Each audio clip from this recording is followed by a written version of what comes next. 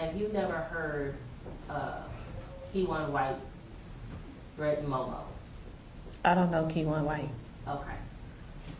And you've never heard Melvin Noble mention Kewon White, have you? Correct.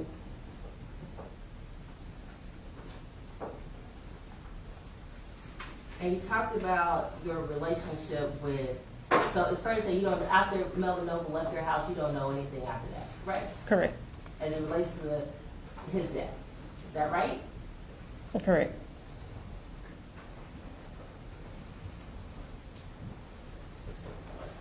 And when Melvin Noble left your house, he had approximately $30,000 on him, right? I don't know. Did he give you any money that day? I think you did, yeah. How much money did he give you? I don't recall.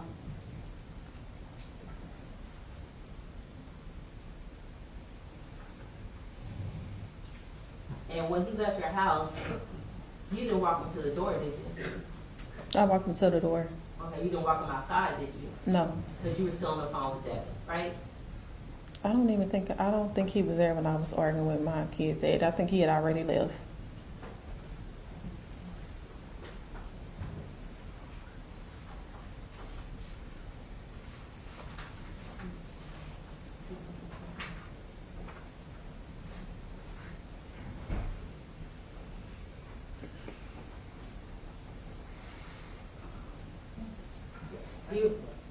Do you remember telling law enforcement that you were on the phone with Devin Brown when Melvin Noble left?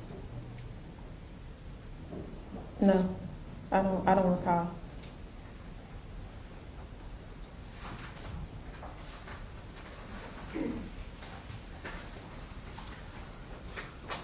Yeah, may I have a minute? Yes.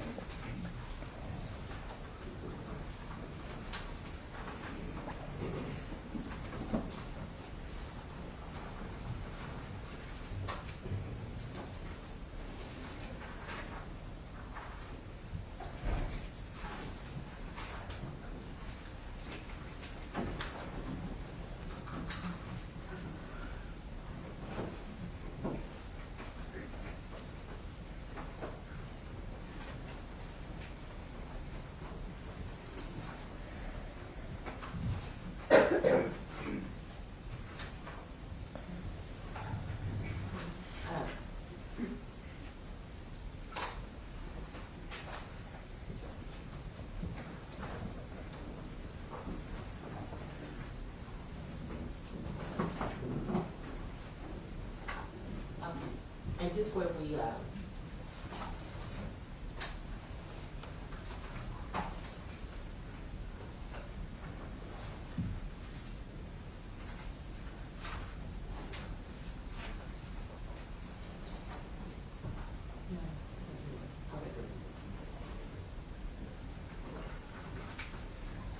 and how many times have you met with the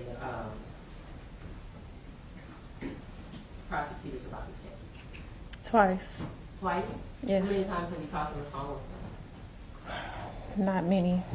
I really haven't had any communication with them like that. I wasn't open to doing it. And how many times did you meet with the detective or detectives on this case?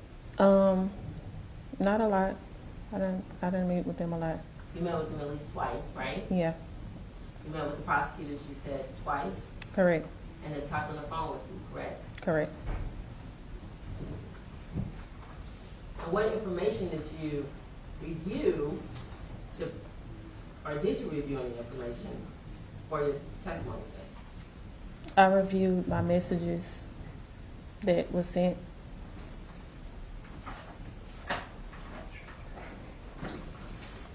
The text messages that the state has introduced? Correct.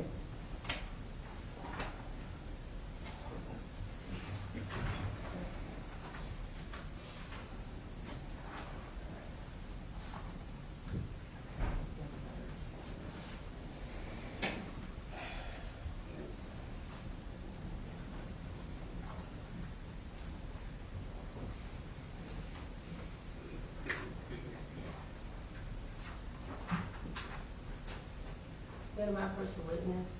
You may.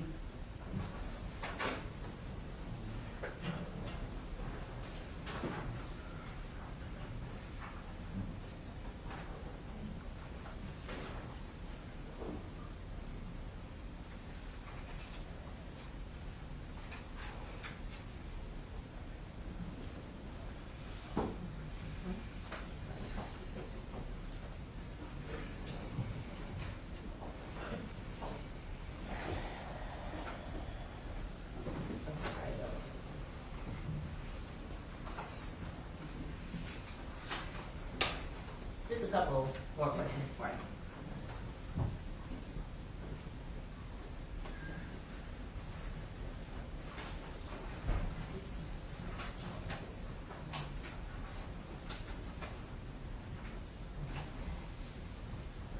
And you mentioned the text messages.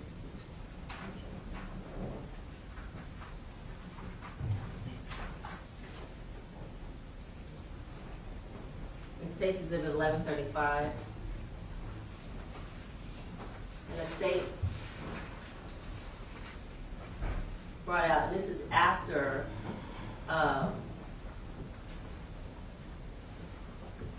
Melvin Noble has been declared deceased on 11/11, right? And you're going back and forth with Devin Brown, right? Correct.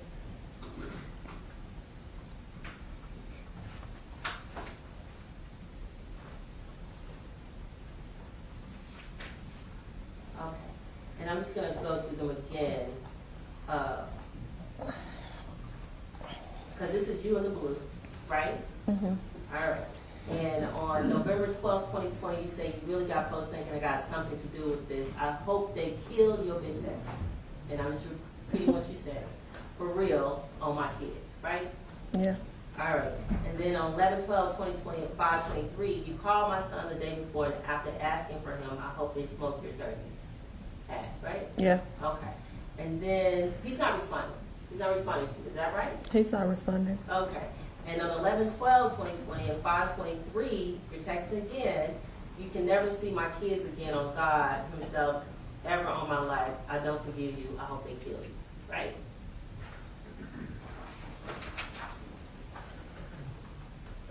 Then on November 12th, 2020 at 5:50, sometime afterwards, you're texting, you did that for what?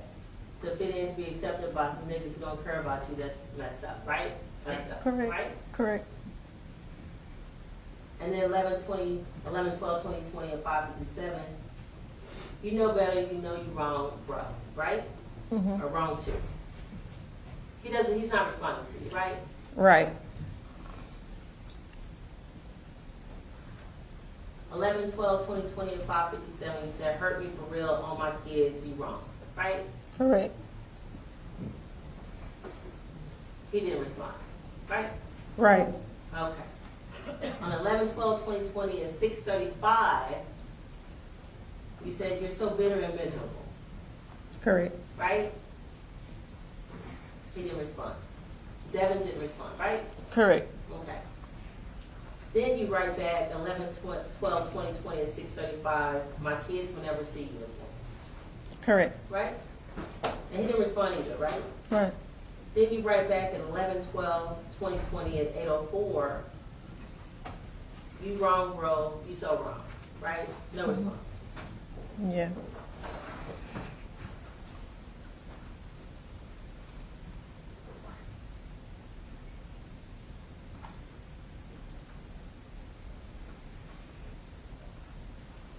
And then you write back on 11/12/2020 and say why, right?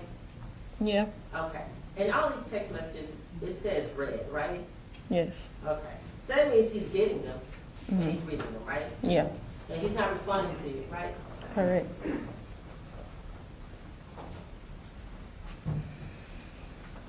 And you contacting the police because Devin contacted your son a few times on November 10th and a few times on November 11th, said made you, you thought it was fishy, right? I Yes asked or my no? son. I asked my son Yes if or he no? had called. So yes. Okay. And you're the one going back and forth on November 12th and he never responds, right? Correct. And you're accusing him of something that he never admits to, right? Correct.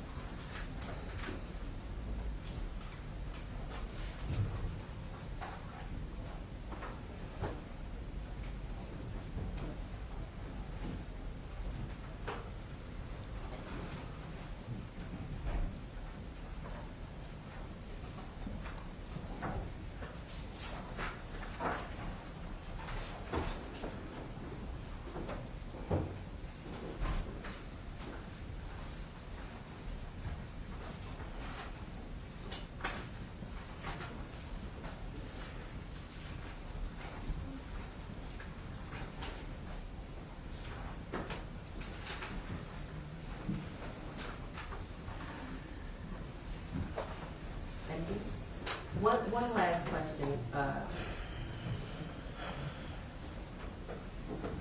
I know you said you.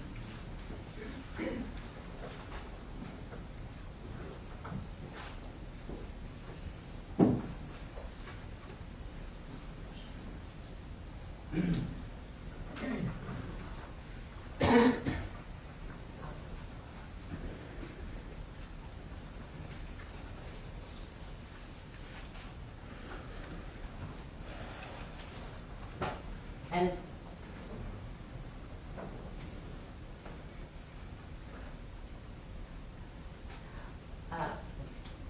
and as it relates to Money Mile, you're saying you're not Money Mile, or it's not a Money Mile. I'm not. No further questions, Your Honor. Just briefly, Your Honor. Did Devin have guns? Yes. Now, defense brought up Trap Boy Freddy, but who else did Mo3 have beef with? Yellow Beezy. And you also said the enemies he had were the enemies I knew. Who were those enemies? Yellow Beezy and Trap Boy Freddy. Pass the witness, Your Honor. And he also had some dissension with Rainwater, right? And he didn't have beef with Rainwater. Okay. And he had beef with Devin. He didn't. No, they don't know each other. Devin's not in the beef. Devin Brown is not a beef. No. They don't have to know. They each didn't other. have beef. That's the answer. You agree with me? They don't personally have to know each other to have beef. They didn't have beef. Devin is associates, friends or associates with Yellow, but Melvin did not know Devin. They don't Okay. have beef. Just answer my question. You're saying they don't have to know each other to have beef. Isn't that correct? They didn't have beef. Mo3 posted a picture of your kids with his chains, and you're saying that he did not, and you have testified to this jury, he was trying to antagonize Devin, right? From my knowledge, they did not have beef.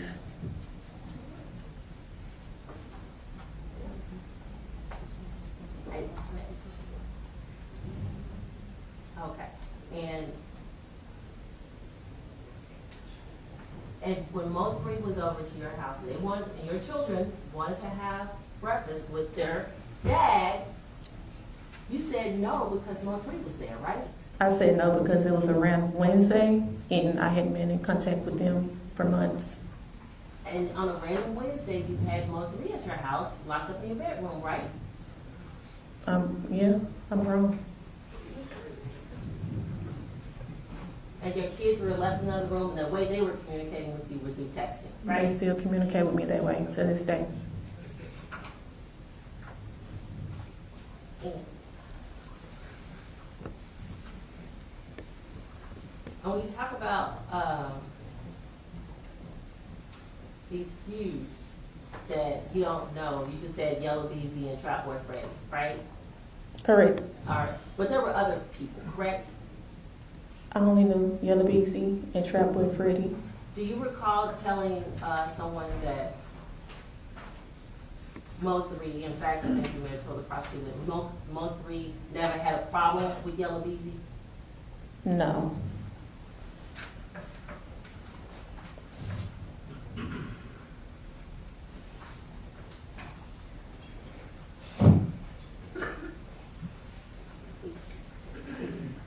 Oh. And is it fair to say that you've done different podcasts since since Mo3's dying, correct? I've done a few, yes. Okay. And you talked to several people, correct? Correct. And you said different things to different people, right? Right.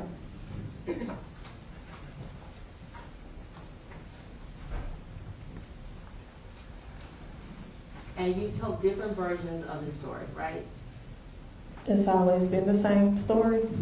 Okay, you told different versions of who he had feuds with, right?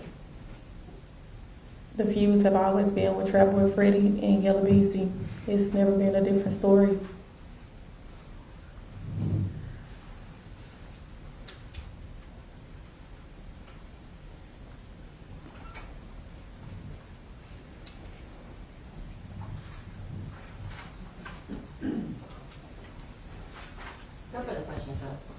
state. No objection from the state, Your Honor. May this witness be released? No objection from the state. We would like to recall her, subject to recall her.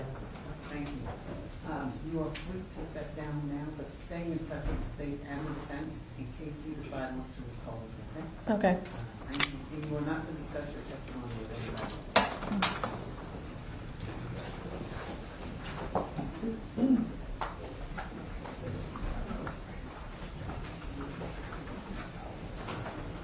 State, call your next witness. State calls Vanessa Armenta.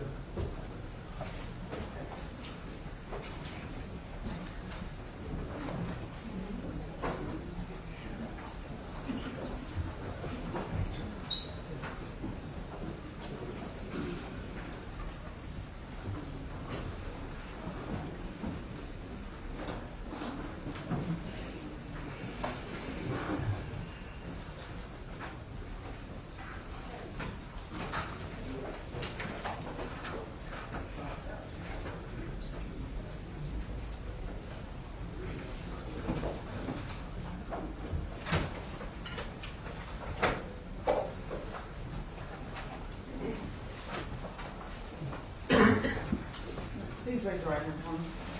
Do you swear that the testimony you're about to give will be the truth, the whole truth, and nothing but the truth about you? Yes. Thank you. May I proceed, Your Honor? Yes, you may. Thank you. Good morning still. Could you please introduce yourself to this jury and spell your name for the court reporter, please? My name is Vanessa, last name's Armenta, Vanessa, Armenta. And Ms. Armenta, I'm pronouncing that correctly, Armenta? Mm-hmm. Thank you for being here so early today, and I appreciate you being patient with us. You're not really excited to be here, are you? Tired. You're tired? Okay. Would you mind, I know you're a little soft-spoken, would you mind pulling that mic just a little bit towards you? Oh, yeah. There we go. Better. Perfect. And I'm going to just start off with some simple questions just to kind of set the stage for the reason you're here. But where are you from originally? DFW, Dallas, Fort Worth? From Dallas. Okay. Your whole life, Dallas area? Mm-hmm. Okay. And I know it's our tendencies when we answer questions to say mm-hmm or mm-mm. Yes. Unfortunately, this fine court reporter has to have yes or no's. Okay. I want to take you back to November of 2020. Where were you living in November of 2020? An apartment complex. I forgot the name of it. Was that the Arroyo? The Arroyo Apartments, yes. And what was the location of the Arroyo apartments, if you remember? I don't remember the address, sorry. Your Honor, may I approach? You may.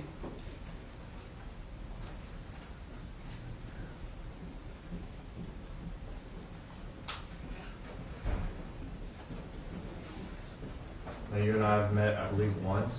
Mm-hmm. Correct, yes.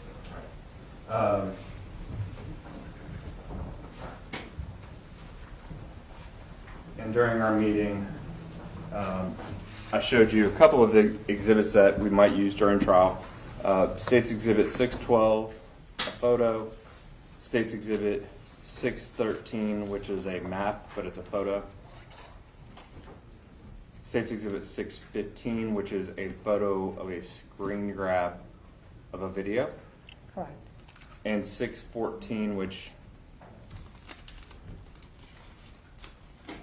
you've reviewed as well, correct? Correct.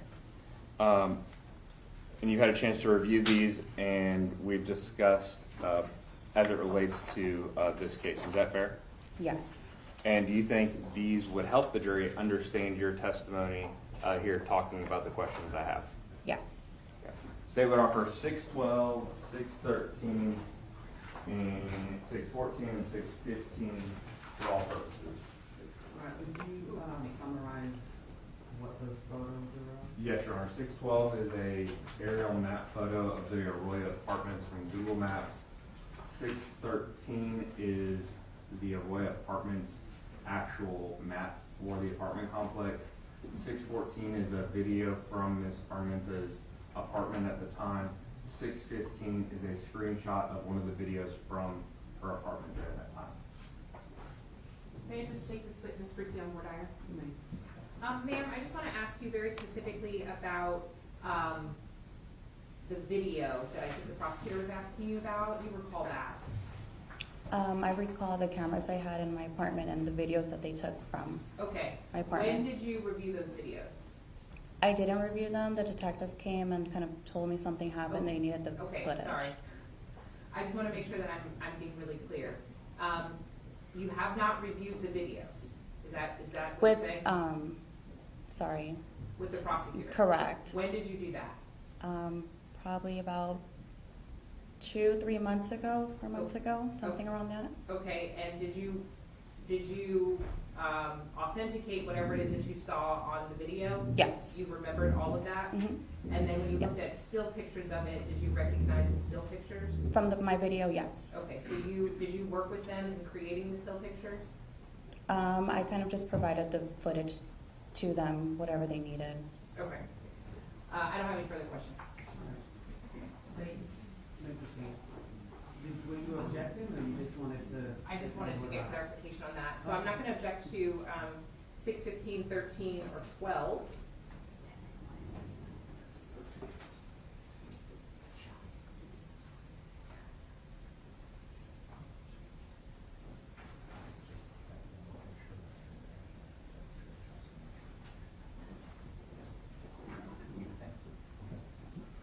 Then there's no objection to, I don't know, 6:14. 614.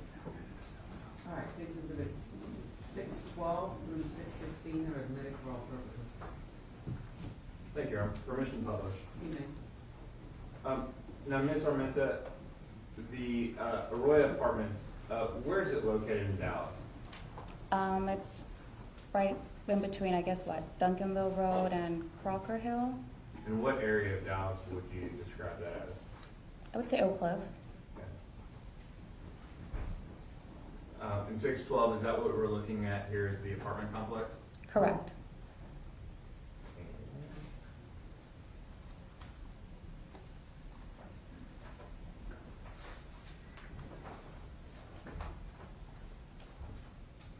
The road that,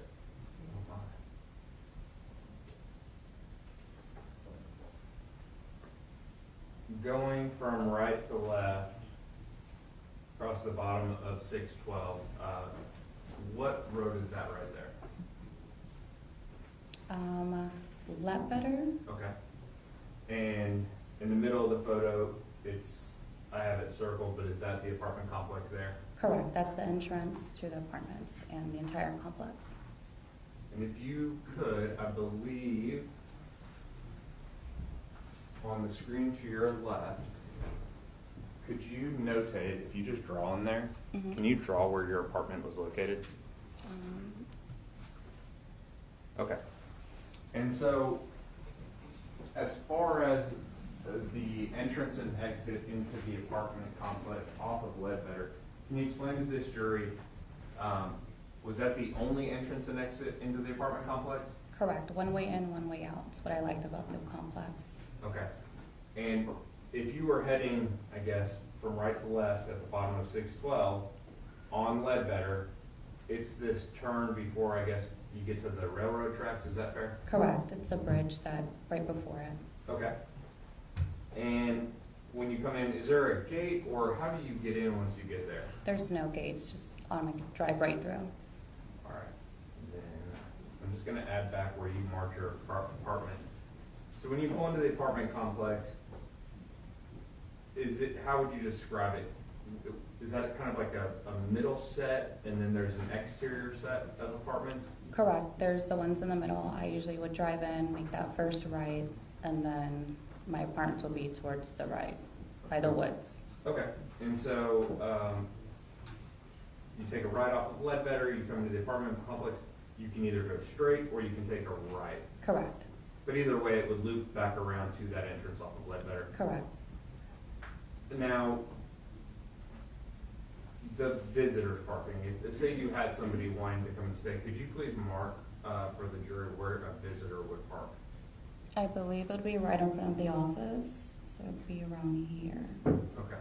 And just for the record, there's, if you come in off of Ledbetter, go past that first right, there's a kind of a lot there. Is that fair? Correct. I'm just gonna zoom in so you can see it a little bit better.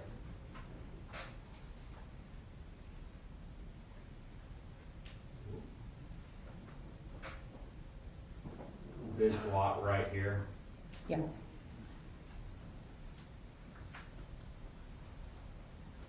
they're pretty strict about towing at the Arroyo. Yeah, in the Okay. Arroyo Apartments.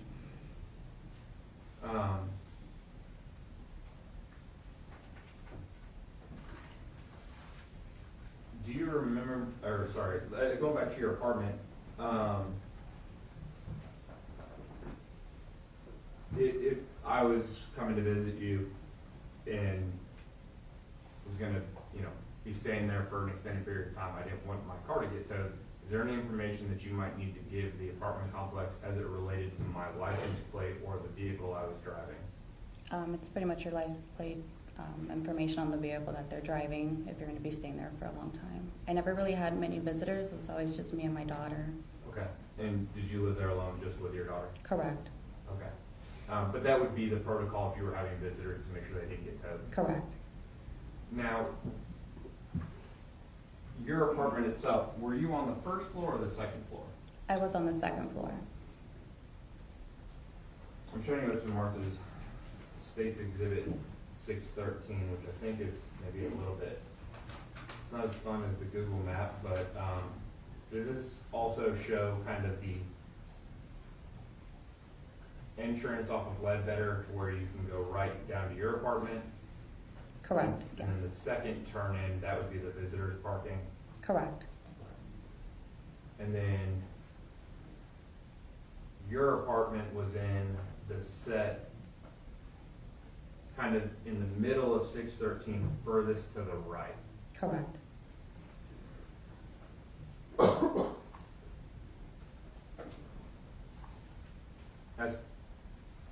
As far as trash pickup, is there like a special trash pickup, or did y'all have to take your trash to a dumpster or anything like that? We would have to dump our own trash. Okay, and when you went to, from your apartment, and you were located about here, where Yes. would you go to take your trash to dump it? It's right in front of my complex, so it was right here. Okay, was it across the parking Oh. lot though? Sorry, yes, it was across the I just parking lot. object to the, It was in the parking lot, but across the street. Correct, yes, sorry, the pictures throw me, this one threw me off. I know it's not a great picture, that's why I was trying to help. Do you remember November 11th of 2020? A little bit, yeah. What do you remember Somewhat. about that? I mean, that's almost 6 years ago. Why do you remember that day? Because I know an incident happened, and again, it was just me and my daughter, so I was kind of scared for our safety because of what had happened. And when you say something had happened, you found out that a murder had happened. Yes, when the detective came and told me that a murder took place, and it happened from the apartment complex, I was kind of scared. Okay. Did you end up moving? Yes, after an incident happened, I left.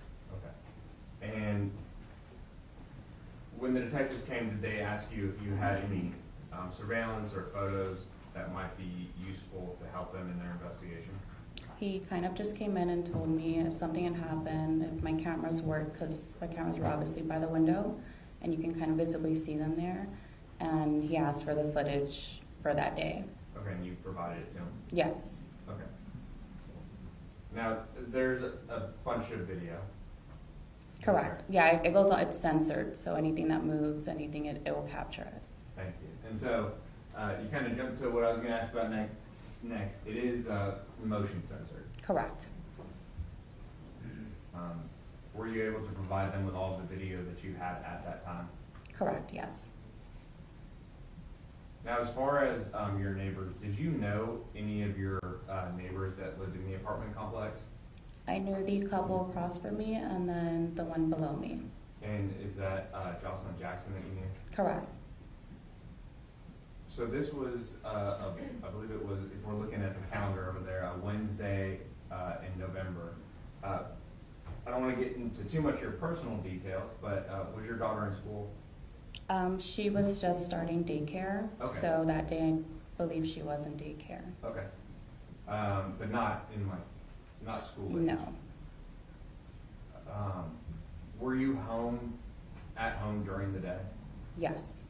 And around noon, did you hear anything or notice anything take place? I did hear commotion. Okay, and what was that commotion? It was Jocelyn rushing out of her apartment with her kids. And as far as her rushing out of her apartments, did you hear her say anything or her state, her emotional state? I would object to the hearsay.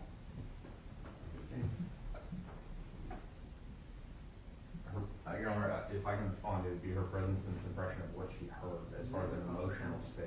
Lay the proper foundation.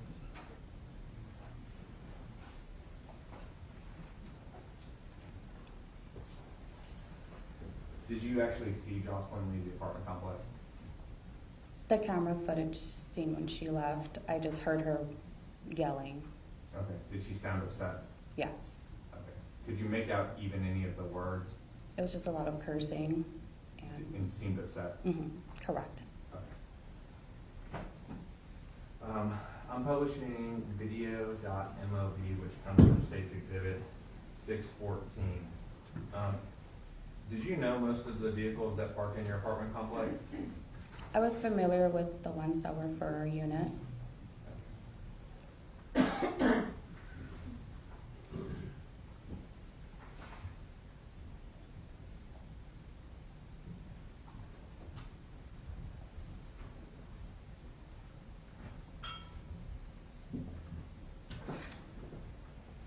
All right. In State's Exhibit 614, do you recognize the cars that are out here in this video? I recognize the Mitsubishi and the black Chevy. Okay. Do you recognize this black Camaro that was back then? No, Had you ever seen it before that day? no. Now, as we look at State's Exhibit 614, and I believe it's only, I'm going to press play just so we can watch it one time.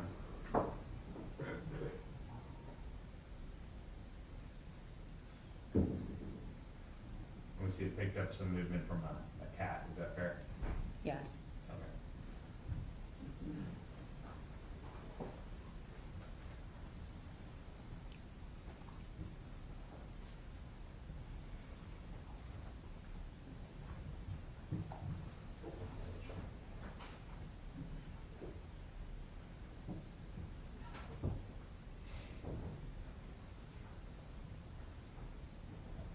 So in 615, this is a screen grab from that camera, correct?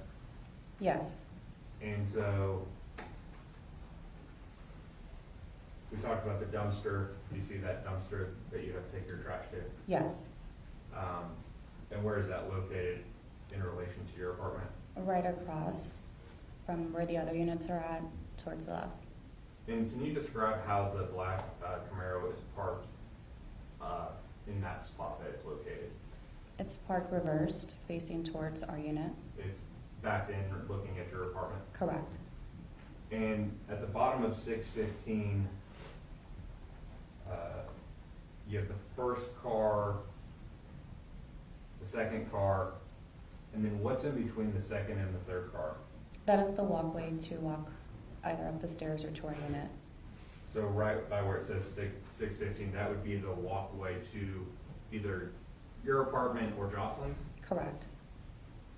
And that black Camaro is looking directly at the walkway to your door or her door on the first floor. Correct. Have you ever seen that Camaro back in that spot or any of those spots, either before or after the murder? No.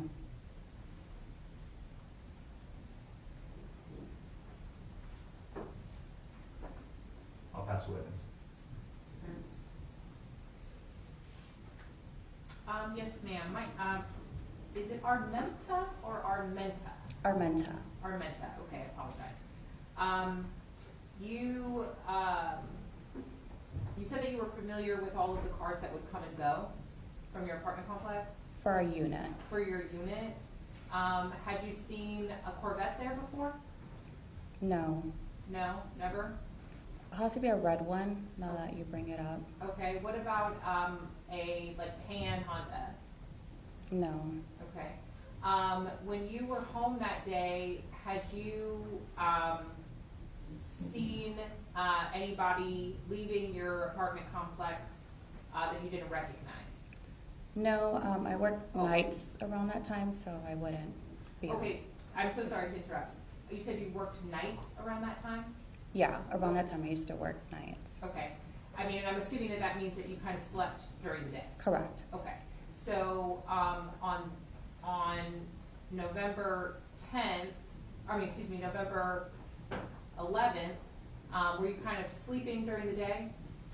That morning, yes, and then I had to wake up to take my kid to school. Okay, To and then what daycare. time did you wake up to take the kid to school? She has to be in by 8, so I dropped her off before then. And then what time did you come back to your house? Correct. And then what time did you make it back? She was right down the street, so within 15 minutes. Okay, and then once you got back, what did you do? Kind of just picked up You just what? around the Oh, apartment. cleaned your house. Correct. Okay. And then did you take another nap or go back to sleep, or did you just stay up for the rest of the day until it's time to pick up your daughter? Just stayed up. I had class. I do online classes at that time. Okay, so on that day, did you observe, any kind of tan car leaving your apartment complex? No, not that I've seen. Did you observe any sort of black car leaving your apartment complex? Not that I've seen. Did you observe, you said that you didn't see anyone that you did recognize leaving your apartment complex? Correct, no. But I wasn't vigilant Okay, and you weren't vigilant? as far as like looking out the window that day or anything of that sort. Okay, and that's because it was a normal day for you. Correct. You had no idea what was going on. Correct. And it wasn't until sometime later that police officers came and asked you about your video, is that right? Correct.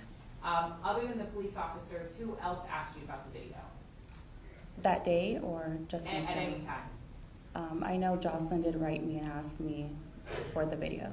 Okay, so Jocelyn wrote you and asked you about the videos? Correct. Okay, anybody else? No, not that I recall. Okay, and it was to access them or get them or Correct. ask you to like download them for her? To send them or to ask what could be viewed on the videos. Okay, and at that time, did you look at the videos yourself?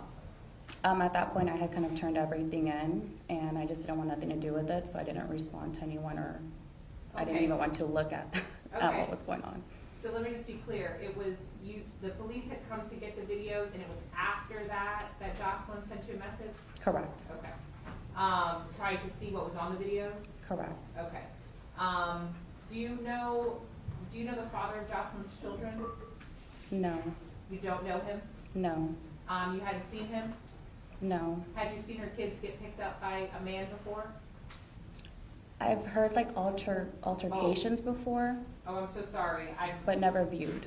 Okay, so you said altercations before? Correct. Okay, between who? I'm assuming whomever, the kid's father, I guess. Okay, was she with the kid's father? I honestly don't know. Okay, so was she dating anyone?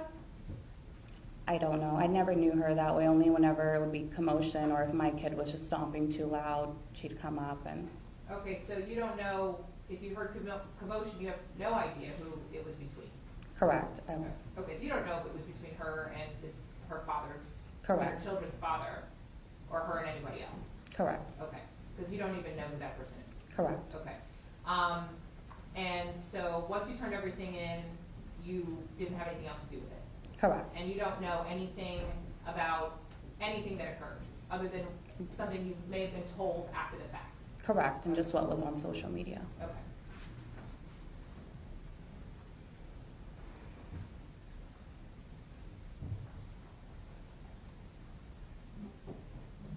I'll pass the witness at this time. All right, safe. Nothing further, Your Honor. All right, may this witness be released? No objection from the state. Defense?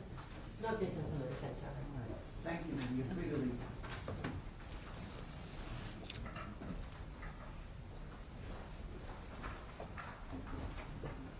Ladies and gentlemen, it's right around noon, 11:58. let's take a 1 hour lunch break and be back at 1 o'clock. All right.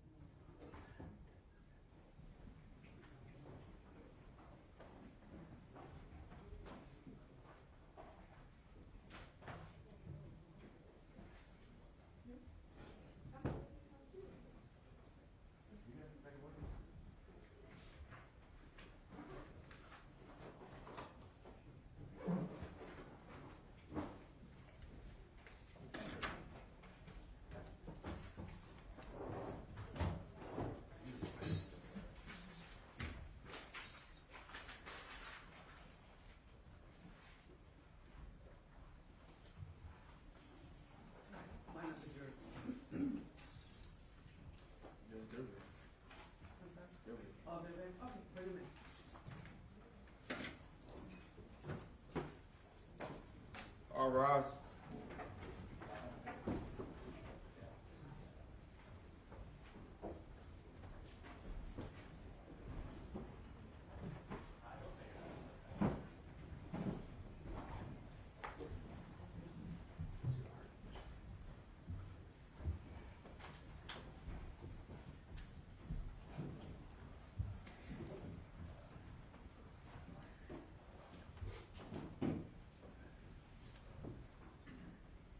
Y'all may be seated.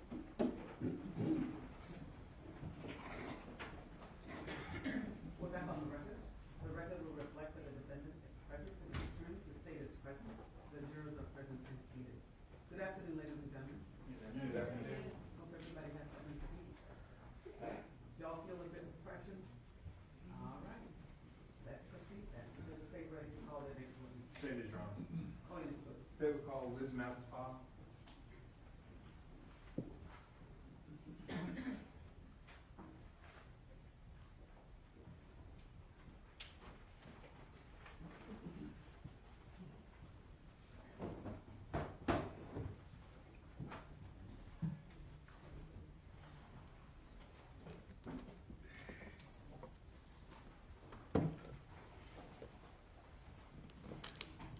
Good afternoon. Hello. Raise your right hand for me. Do you swear that the testimony you're about to give will be the truth, the whole truth, and nothing but the truth to help you God? I do. Thank you. Good afternoon. Hi. You doing all right? I'm doing all right. All right. I appreciate you being here. Would you mind introducing yourself to the jury and spelling your name for our court reporter, please? Hello, my name is Liz Mathis-Pyle. Liz, L-I-Z-Z, Mathis, M-A-T-T-H-Y-S -P-Y-L-E. And is it Miss Pyle? Mathis-Pyle. Mathis-Pyle? Yes. Okay, sorry.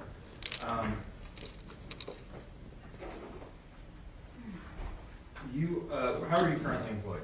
I work for a company called ECAM, formerly known as Stealth Monitoring. And were y'all contacted back in 2020 regarding some surveillance video from the Arroyo apartments? Yes. And did y'all provide those to the detectives that were investigating this case? Yes. And prior to your testimony today, have you had an opportunity to look at the records that you provided with me, as well as just some still grabs from all of the videos? Yes. Your Honor, may I approach? Yes, you may.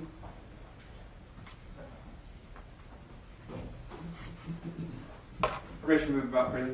Yes. Thank you. All right.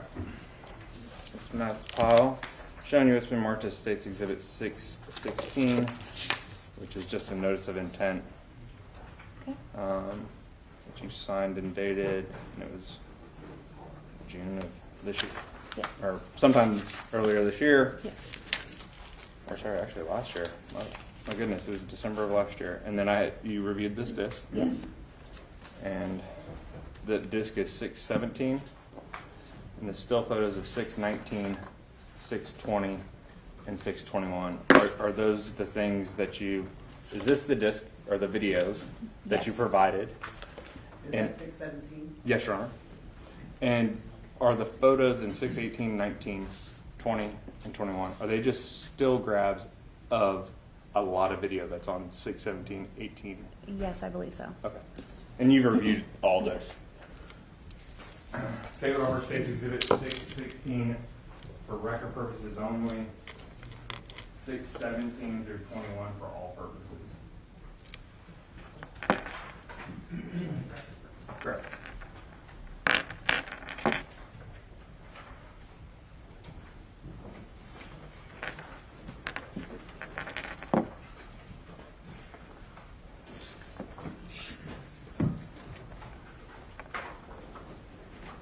Just have a quick question to ask Mr. Astor. Go ahead.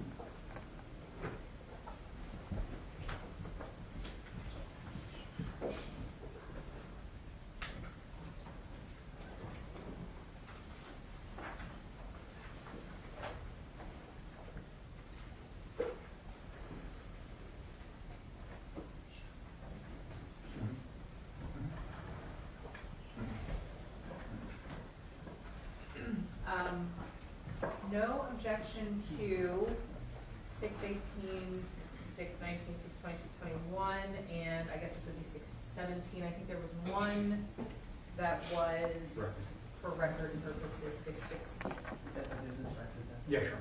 Okay. All right, State's Exhibit 616 is admitted for record purposes only. State's Exhibit 617 through 621 are admitted for all purposes. Thank you, Your Honor. Permission to publish this hearing. You may. Thank you.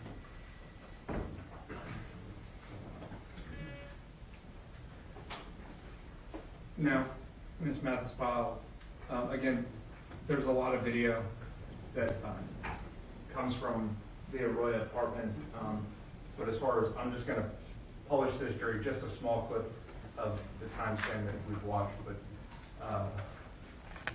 you weren't a fact witness to this case. You weren't on the freeway when this murder happened. You weren't a witness in any shape or form, were you? That is correct. Okay. And for the record, that's at 13. The video that I'm playing starts at 13:04 and 5 seconds. Ms. Mathis-Pyle, is this Arroyo apartment located in Dallas off of Ledbetter? I recognize the footage. I believe it is the same location, yes. Okay.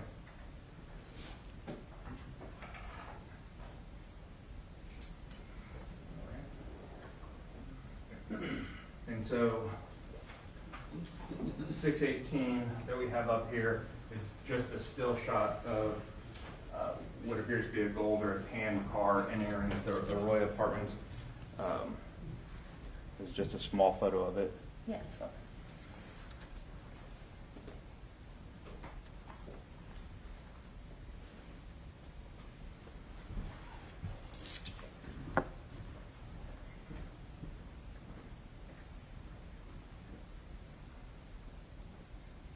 And then that evening at about 6:48:02.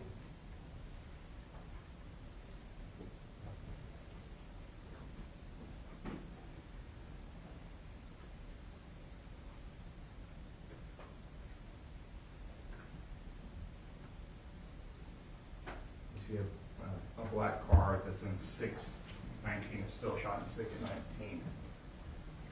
Again, I'm just showing you a small photo of 619. Yes.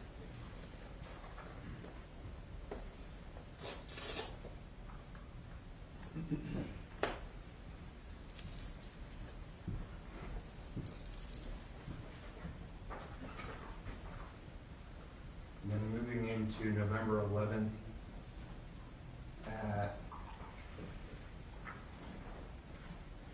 11:45 and 19 seconds.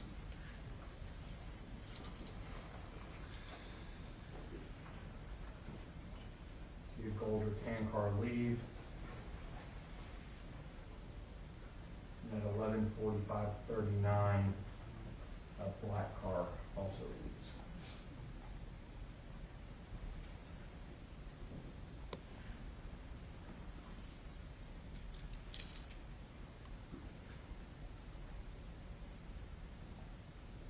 So in 620, we have a gold car leaving at 11:45:19.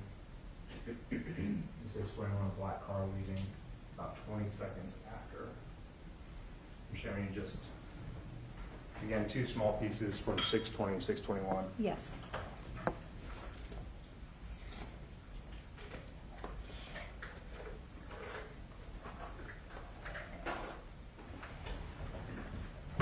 Now, again, you were not a fact witness on this case. You are not out on the highway, but we have met Yes. in December. And this is about the extent of what we've talked about. Is that fair? That is correct, yes. I'll pass it, Sean. Defense? Thank you. Ms. Mathis-Pyle? Yes. Okay. In the pictures and videos that you just saw, there's like a tan kind of car. Uh-huh. Yes. What kind of car is it? Oh, that's a great question.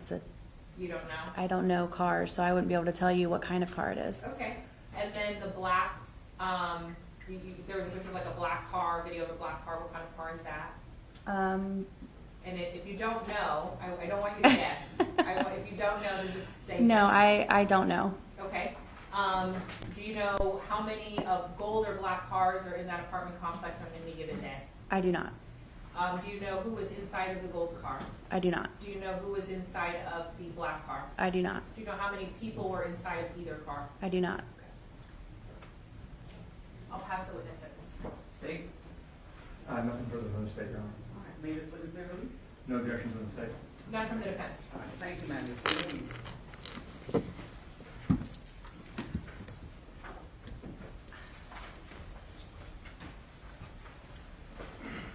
I didn't go. I'm sorry. State, call your next witness. The state calls Luis Robles.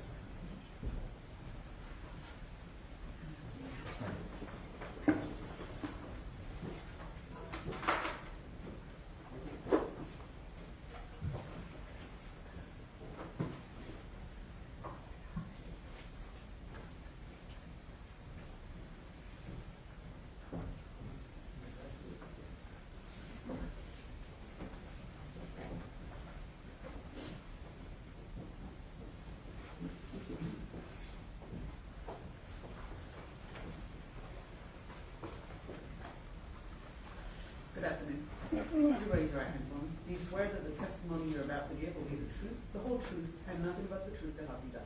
Yes, ma'am. Thank you.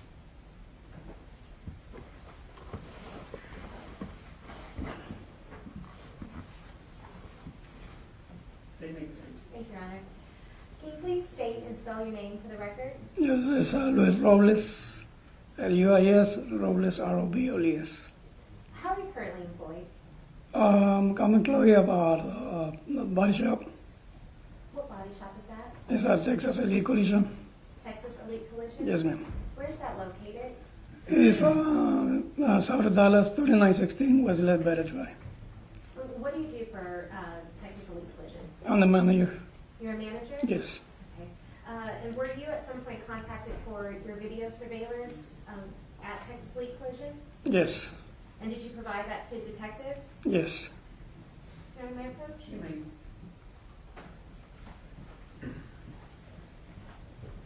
Hi, Mr. Robles. Have you had an opportunity to review the records that you provided as well as video surveillance that you were able to access from your system? Yes, ma'am. Were you also able to view a video that took a couple of those videos and put them together, Yes, as well as still shots? yes, And in State's Exhibit 622, are these the videos that you provided? yes, ma'am. And in State's Exhibit 623, you reviewed, this was a disc that you reviewed, Yes, and it contains the same files that are listed on State's Exhibit 622. yes, ma'am. In State's Exhibit 624, do you recognize your signature on this disc? Yes, And this disc is a combined video of those surveillances. yes, And then 625, this is a photo from the videos, is that correct? yes, And 626 is also just a photo from the videos. correct. Okay. Your Honor, at this time, State offers 622 for record purposes, 623, 624, 625, and 626 for all purposes. Go ahead and describe 623 through 626. 620 Yes, Your Honor. 623 is a disc that contains the records that Mr. Robles provided in 622. Okay. Six. Which one? 624, please continue to. 624 are combined videos from individual videos that Mr. Robles provided from 623. Okay.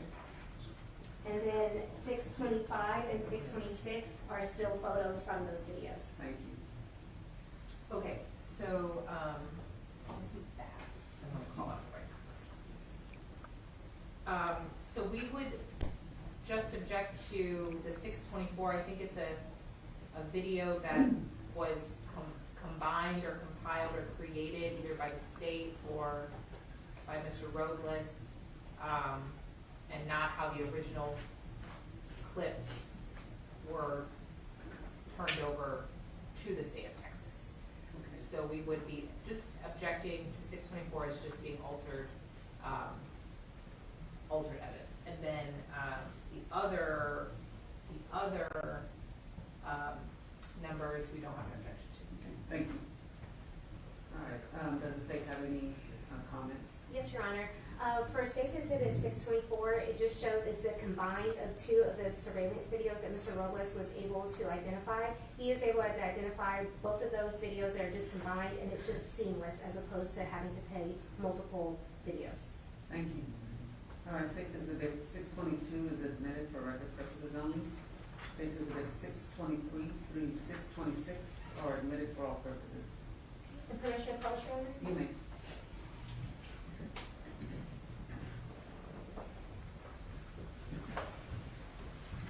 Okay. On the screen, and there's a screen to your left if that's easier to see. Okay. We're looking at State's Exhibit 624, which are the combined videos of those surveillance that you provided. And that date on there, we see that that's November 11th of 2020. Is that right? That's correct.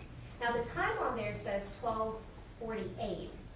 Can you please explain that time? It was actually 11:48 because my system was it had an update on the time on the timing zone change, so it was really 11:48. So even though it says 12:48, it's actually 11:48. Correct. Is that correct? Correct.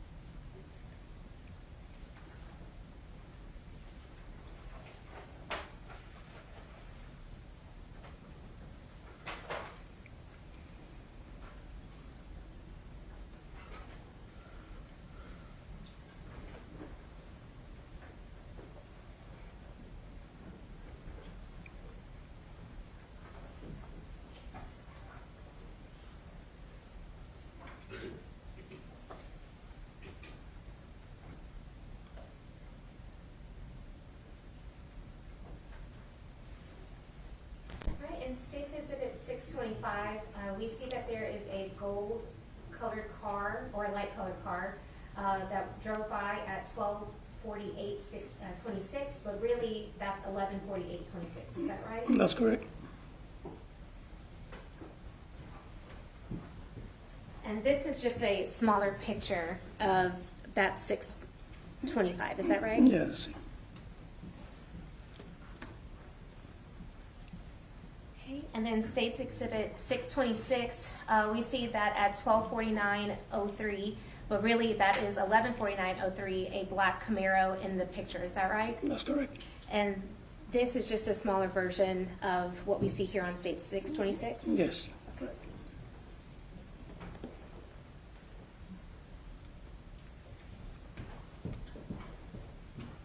And Mr. Robles, you, all you did for this trial was just to pull those videos, is that correct?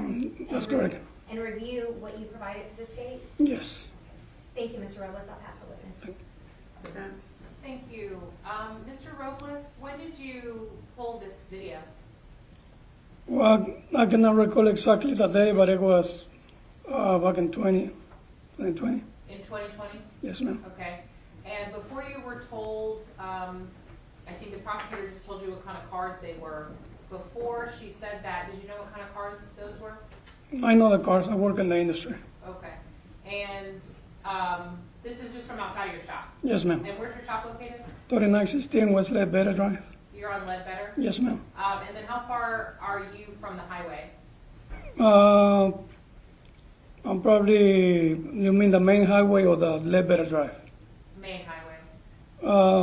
I'm probably like 5 minutes from 67. No, 35, sorry. 35. It's probably 4 or 5 miles away from the shop. Okay, and it's your testimony that even though your security system that you pulled back in 2020 clearly says 12:49 just in 6:26, Correct. you're saying, you're testifying that it's really, the time is wrong. Correct. Okay, and that's your testimony today? Yes. Okay. Pass the witness, Your Honor. State? Nothing further from this witness, Your Honor. May this witness be released? No objection from the state? No objection from the judge, sir. Thank you, sir. You're free to leave. Thank you.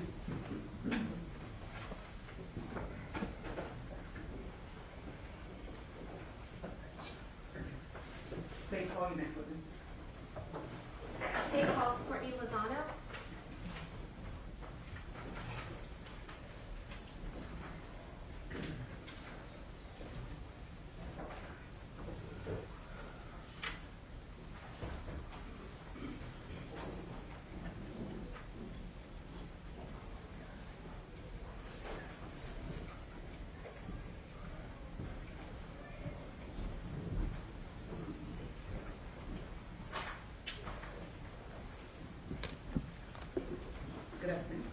Do you swear that the testimony you're about to give will be the truth, the whole truth, and nothing but the truth to help you God? I do. Thank you.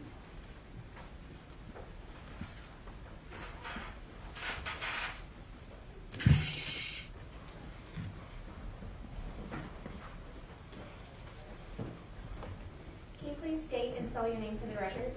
Yes, my name is, I'm sorry. My name is Courtney Lozano, Courtney Lozano. And how are you currently employed? I'm a forensic manager with the Dallas Police Department. Now, as a forensic manager, do you have to also be a police officer? No, I am a civilian, so I went through education and training, and that's how I got hired at Dallas Police. Can you please explain to the jury what that education and training is? I have a Bachelor of Science in Biology, a Bachelor of Science in Criminal Justice. I have a Master's in Forensic Science, and I have a doctorate in Forensic Science. And then I have been through a training outside of Dallas. I worked at Orange County Sheriff's Office in Orlando, Florida. That's where I received my initial training, and then I was hired on at DPD approximately 7 years ago, and I received additional training.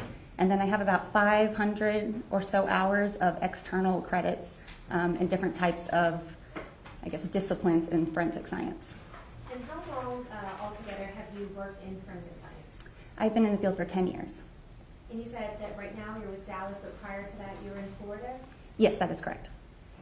And what are your duties as a forensic analyst?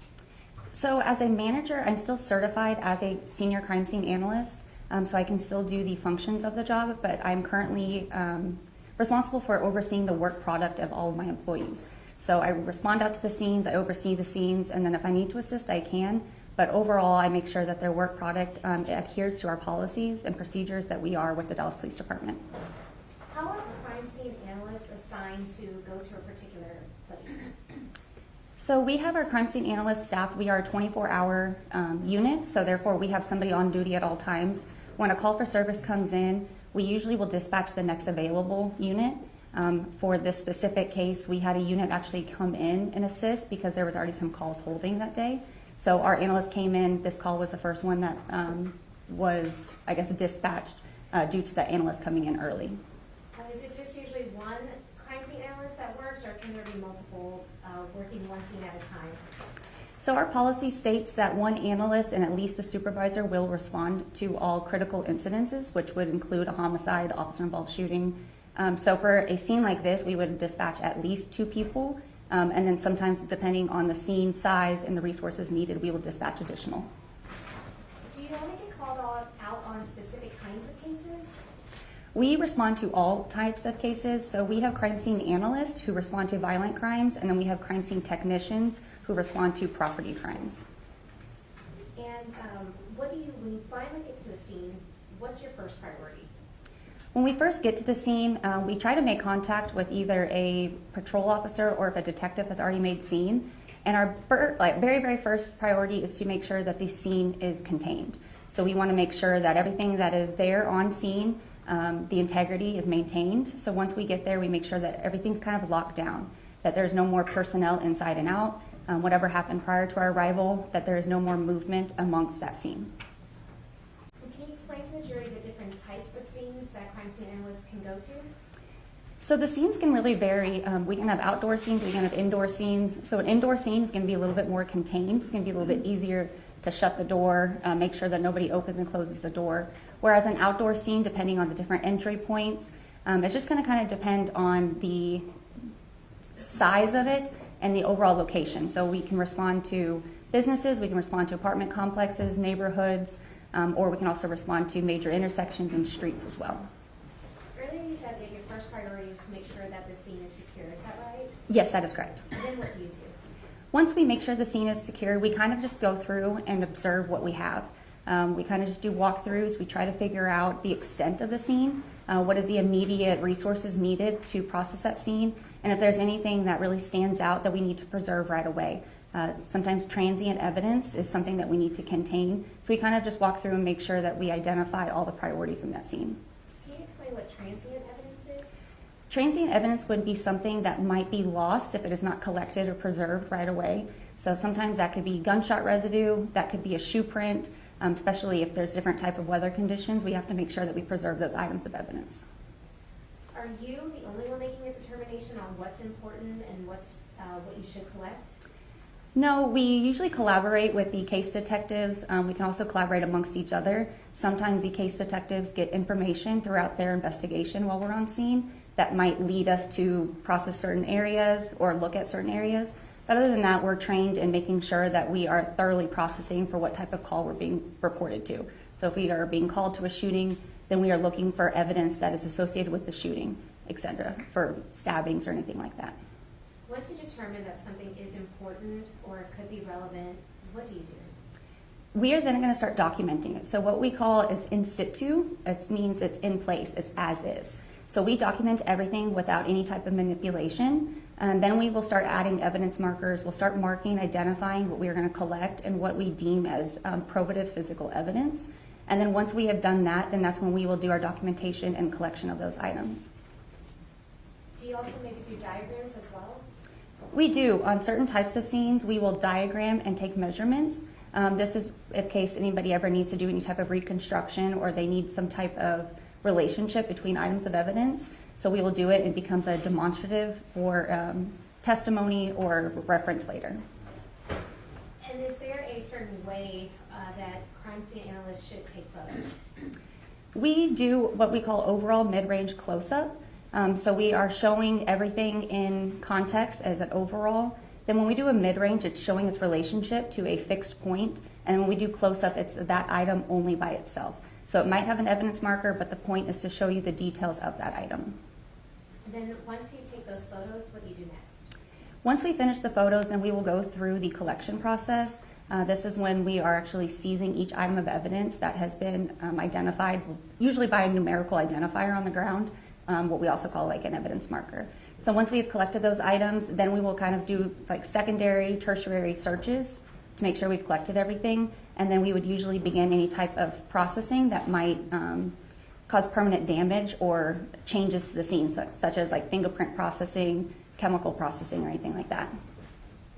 And is it just one analyst that's doing this collection, or are you sometimes working as a team? We're usually working as a team, especially for larger scenes. We usually request some of our lower level technicians to come in and help. And they're kind of just there to assist us. They're not responsible for any of the work product, but they're there to kind of like add an extra set of hands. Once you start doing that collection, where does the evidence go? Depending on what is required from the evidence, all the evidence returns back to the Dallas Police Department lab. And then we will either package the items and it will go to the next unit, or the items will be packaged and sent to the property room for storage. And is that the extent of your involvement when you go out to a crime scene? Yes. And you don't do the firearm testing or DNA testing or anything like that, is that correct? That is correct, I do not. Were you called out to a shooting on a highway on November 11th of 2020? Yes, I was. And was it just you, or were you all working as a team? We was. My crime scene analyst at the time, Justin O'Donnell, had already responded, and I responded about 45 minutes after him. Was it just the two of you? We did have additional personnel once I made scene. I called for additional personnel when our next shift started, which was approximately at 2:30 p.m. Can you explain if there were any challenges to going to a crime scene like this? It was difficult to access the actual scene location. The highway was shut down. They only had one entry point, so we had to go pretty far south to be able to hit the northbound ramp to come up. There was also quite a bit of car traffic, so for crime scene, we usually try to get as far up as we can in the crime scene, especially if we're going to be in and out of our vehicle. So navigating that type of traffic on the highway was a little difficult. And what about collecting any evidence that was there? The evidence was pretty far spread out, so we had to make sure we did a thorough job in searching, collecting, and identifying everything that we had. We had to move vehicles as well to make sure that if there was any items underneath the vehicles, that we had done a thorough search underneath each of those as well. Is it hard to process scenes when you've got cars driving through or have previously driven through those scenes? It can be difficult. It can manipulate the evidence. It can either change the physical aspect of it, such as it being crushed, or it can also spread them out. So they can bounce, they can kind of move around a little bit, so it makes it a little bit more difficult to identify the exact locations of everything. And so maybe where a piece of evidence was, if a car drove through or someone ran by, that evidence could potentially move. Is that right? Yes, that is correct. You want to make approach?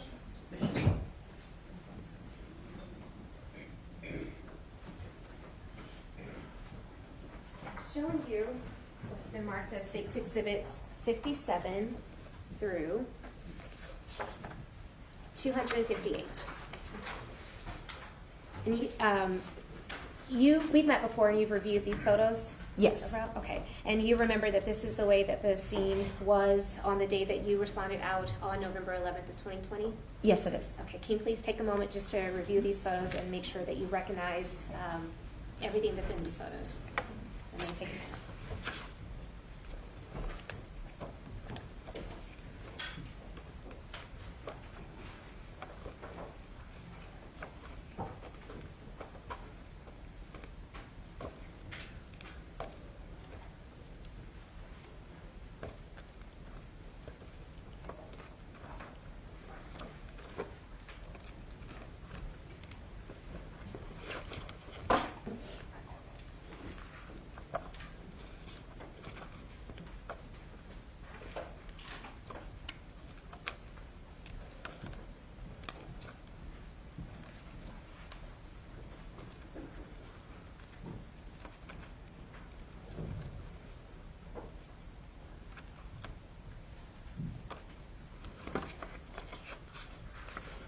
Okay. You recognize those photos? Yes, I do. And in one of those photos, did you create a diagram of this scene? Yes, I did. Of how the cars were on the highway? Yes, it was the cars and then the items of evidence that we collected. Your Honor, at this time, State offered States Exhibits 57 through 258 for all purposes have previously been tendered to defense counsel.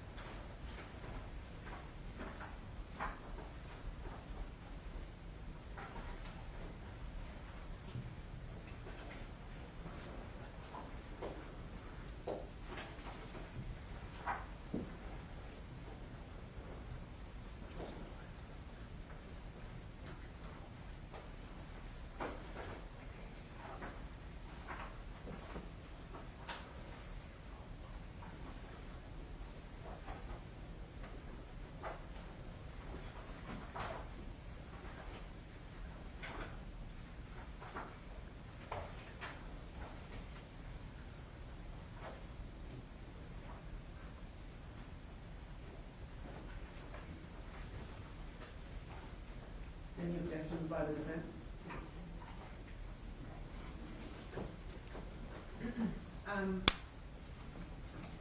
No objection other than, that there's obviously pictures that are far away and close up of the exact same thing. The objections overruled. Case Exhibits 57 through 258 are admitted for all purposes. Thank you, Your Honor. And Ms. Ronald, you did we talked about you did a diagram of the scene? Yes, I did. And States Exhibits 57A, this is just a larger version of that diagram that you did, is that right? Yes. Okay. Your Honor, State offers States Exhibit 57A for demonstrative purposes. All right, what's the smaller diagram? What exhibit is that? 57. 57? Oh, all right.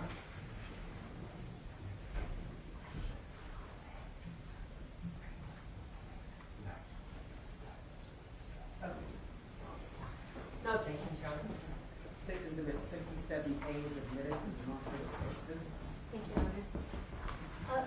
And Ms. Lozano, you talked about how first make sure the scene is clear, and then you start looking for important things, and then start marking where those important things are. Is that correct? Yes, that is correct. And did you do that in this instance?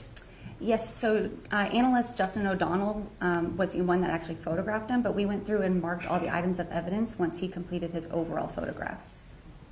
And again, y'all worked as a team to collect those evidence, is that correct? Yes, that's correct.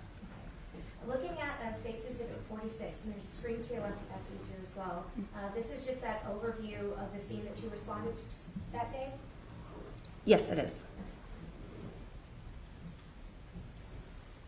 State's Exhibit 58, what do we see here? That is a photo identifier that analyst O'Donnell took, and that's just identifying that is his name and initials, the initial response location he responded to, and the date of his response. And is this how crime scene analysts typically memorialize how they find or where they find certain pieces of evidence? Yes, it's to identify the scene that they're responding to. Normal pretense is that they would be taking a new photograph for each time they go to a new location. We see that this is case number 201916-2020, is that right? Yes, that is correct.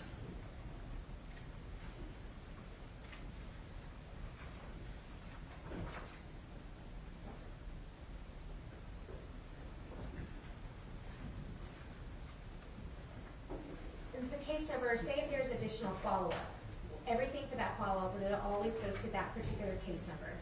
We usually try to keep everything under the same case number. Sometimes detectives will pull separate case numbers if there's new response locations, but we usually will try to cross-reference the original one if that is the one that we are identifying the work under. State's Exhibit 59, is this just a view of the scene that day? Yes, this is the southernmost part of the scene, and this is looking northbound. State's Exhibit 60, just a closer view of that. This is them walking northbound along the highway, the overalls. State's Exhibit 61, The overalls walking northbound. State's Exhibit 62, Still the overalls northbound. 63, same thing. Yes, 64, same thing. yes, 65, continuing walking northbound. yes. And 66, Still northbound. State's Exhibit 68, This is now the furthest northbound, looking back southbound. State's Exhibit 69, And this is walking southbound, State's Exhibit 70, continuing southbound. 71, are you continuing southbound? Yes, 72, continuing southbound. yes, State's Exhibit 73, it's continuing southbound. State's Exhibit 74, It's still southbound. and State's Exhibit 75. That is looking northbound. State's Exhibit 76, This is going northbound. and State's Exhibit 77, is that just a closer up? This is now identifying the vehicles that remained on scene upon our arrival. State's Exhibit 78, These are the overalls of the truck that was still on scene. State's Exhibit 79, That is the front end of that pickup truck. State's Exhibit 80, And this is showing the overall location of the doors, so if they were open or closed. and State's Exhibit 81, And this is showing the passenger side of that truck. State's Exhibit 82, This is going to document the Nissan Pathfinder, State's Exhibit 83, and that's the front end of the Pathfinder. and we can see that there are people that are still in that truck. Yes, they were. State's Exhibit 84, And this is documenting the doors on the driver's side. State's Exhibit 85, And then this is the Allegiant Mobile Health Vehicle, 86, and that is the front end of that vehicle. and 87.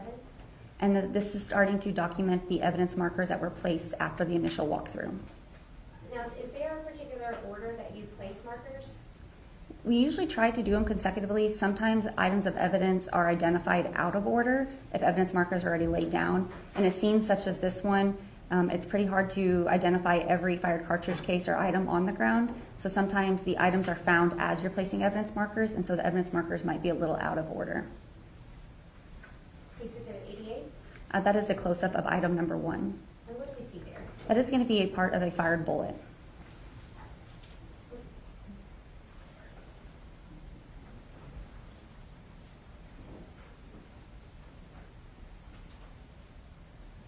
State's Exhibit 89, This is an overall of the evidence markers, and this is after we removed some of the vehicles to be able to show the relationship without the vehicles in the obstructed view. State's Exhibit 90, This is just walking overalls. 91, Continuing northbound of those overalls.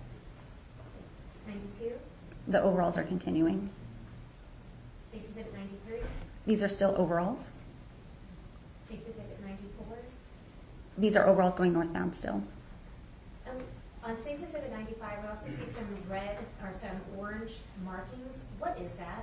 That is the spray paint that identified where those vehicles were located when we got on scene. So you have 4 corners, so that's each of the tires, and then we spray painted the license plate behind so that we can continue to diagram those in without the vehicle being present. State's Exhibit 96, This is walking northbound. 97, That's showing the evidence markers that they're along the edge of the guardian rail.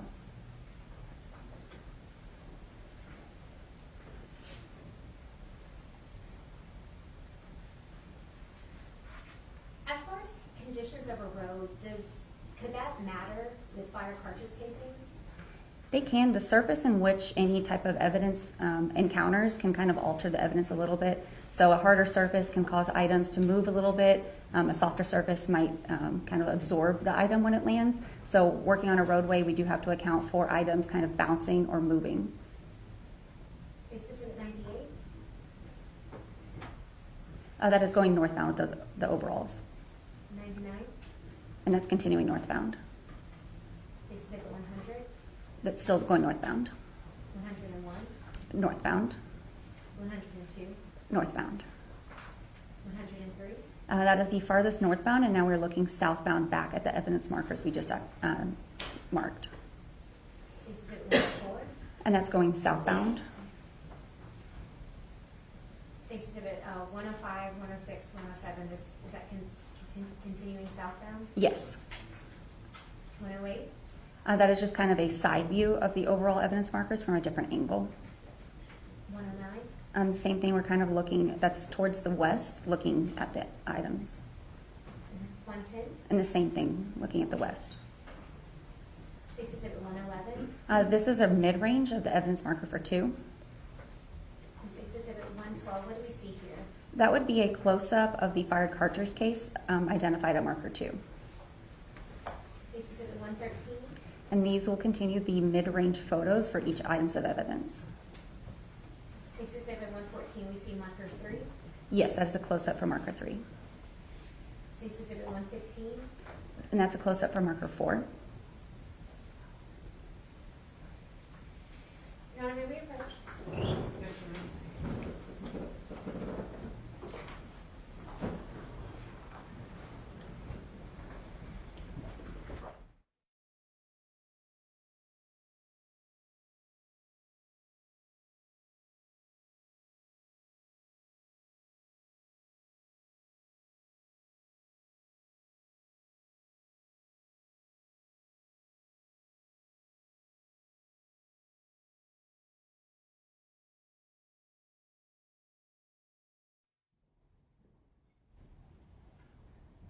Ladies and gentlemen, do you all need a break? Do you need a short break at this time, or can we power through this testimony? Yeah. You need a break? No. Do the power through. Raise your hand if you want to power through. Okay, everyone's hands are up. Let's move on.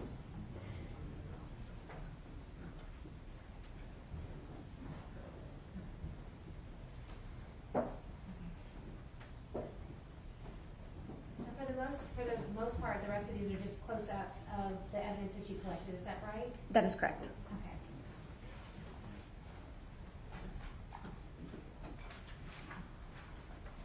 Okay, can I approach the witness? You may.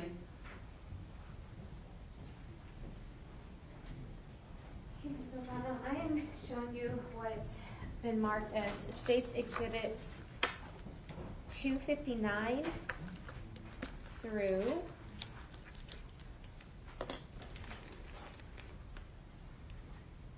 308. Do you recognize these bags? Yes. And what are they? These are the bags that contain each item of evidence that was collected from the scene. So these contain either the fired cartridge cases or the fired projectiles or fired bullets. And Stacy Exhibits 852, do you recognize this? Yes, this is a fragment that was recovered from one of the vehicles on scene. And do you think this would help aid the jury? Fragment of what? It is a projectile fragment. Okay, thank you. Do you think this will help aid the jury to figure out which evidence was collected and exactly where you found that at the scene that day? Yes. Okay, Your Honor, State offers States Exhibit 259 through 308 and 852 for all purposes.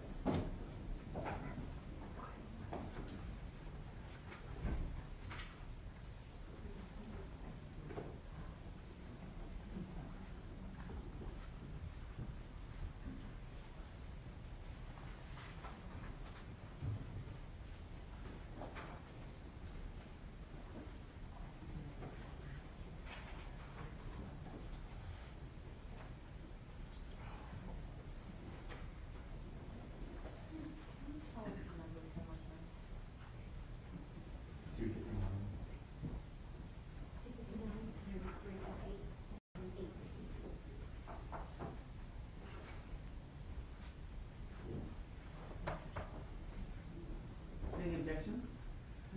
I'm so sorry. No objection. All right. State's Exhibits 259 through 308 and State's Exhibit 852 are admitted for all purposes. Commissioner Post, Your Honor? You may.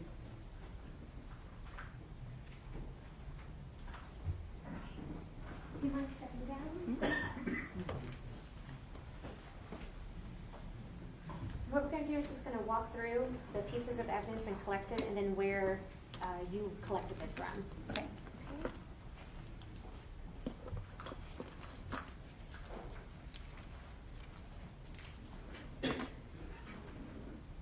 Now, usually when you collect evidence, what are you writing on these bags?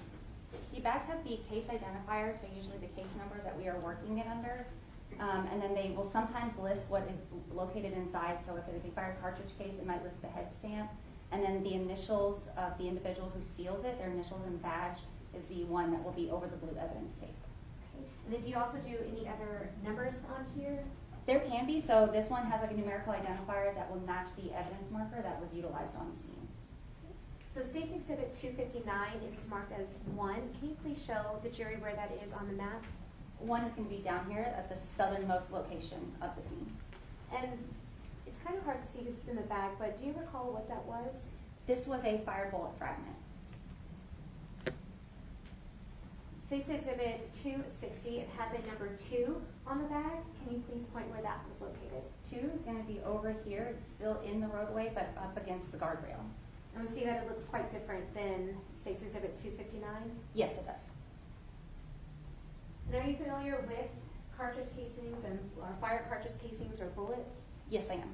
Okay, can you explain to the jury why this may look a little bit different than State's Exhibit 1?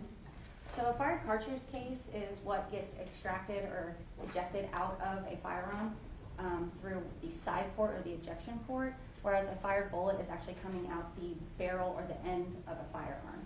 So they're separating from each other. The projectile is what's going to travel forward, whereas the fired cartridge case is going to either eject to the left or the right. State's Exhibit 261, this came from marker number 3. Can you please show the jury where that was located? It's going to be right next to marker 2. State's Exhibit 262 came from marker number 4. Can you show where that's located? And that is going to be right here next to 3. State's Exhibit 263 came from marker number 5. And it's going to be just north of the previous 3. State's Exhibit 264 came from marker number 6. And that's going to be right next to marker number 5. State's Exhibit 265 came from marker number 7. And it's going to be just a little east of the other evidence markers, but still in that general vicinity. State's Exhibit 266 came from marker number 8. And that's going to be just east of marker number 7. State's Exhibit 267 came from marker number 9. And that is going to be right in the vicinity of marker 8. State's Exhibit 268 came from marker number 10. And that's going to be right there in the same vicinity as 8 and 9. State's Exhibit 269 came from marker number 11. It's going to be a little bit west along the guard rail on the side. And these are all fire cartridge casings, is that right? Yes, so far, besides item number 1. Besides item number 1. State's Exhibit 270, it came from marker number 12. And that's going to be right here, just north of marker 11. State's Exhibit 271 came from marker 13. And be right here, just to the east of marker 12. State's Exhibit 272 came from marker number 14. And then it's right there next to 13. State's Exhibit 273 came from marker 15A. And that's going to be here to the west, or to, sorry, excuse me, to the east, a little bit closer to markers 9 and 10. State's Exhibit 274 came from marker 17. That's going to be right here next to marker 15. State's Exhibit 275 came from marker 18. And it's going to be northwest of marker 16, or 15, 17.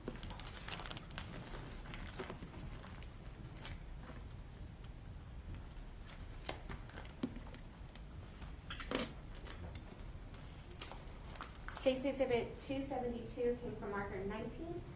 And that's going to be right here next to marker 18. 277 from marker 21. That's going to be further north, still going northbound. State's Exhibit 278 from marker 22. It's going to be right next to marker 21. State's Exhibit 279 from marker 23. And that is also right there next to marker 21 and 22. State's Exhibit 280 from marker 24. This is going to be just a little east, northeast, located here in the center lanes. State's Exhibit 281 from marker 25. And then that is going to be right there next to marker 24. Now this looks a little bit different than what we've been seeing. Can you describe what this is? This is going to be a bullet fragment as well.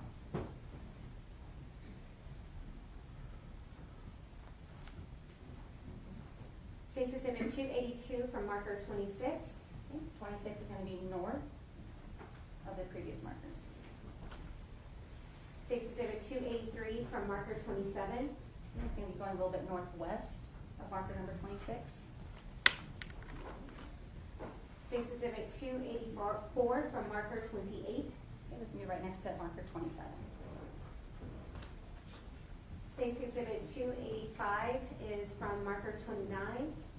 It's going to be further north. And can you explain what is 282? This is also a bullet fragment.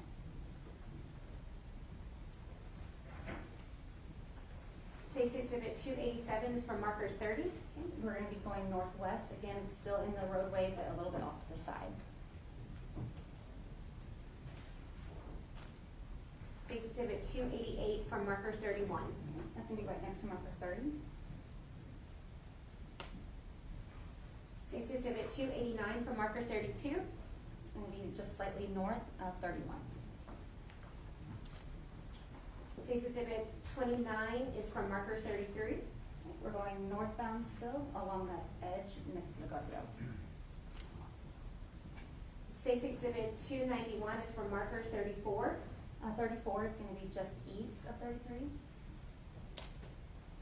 State's Exhibit 292 from marker 35. And that's going to be just west of 34. State's Exhibit 293 from marker 36. Okay, we're going northeast, and it's going to be north of 34.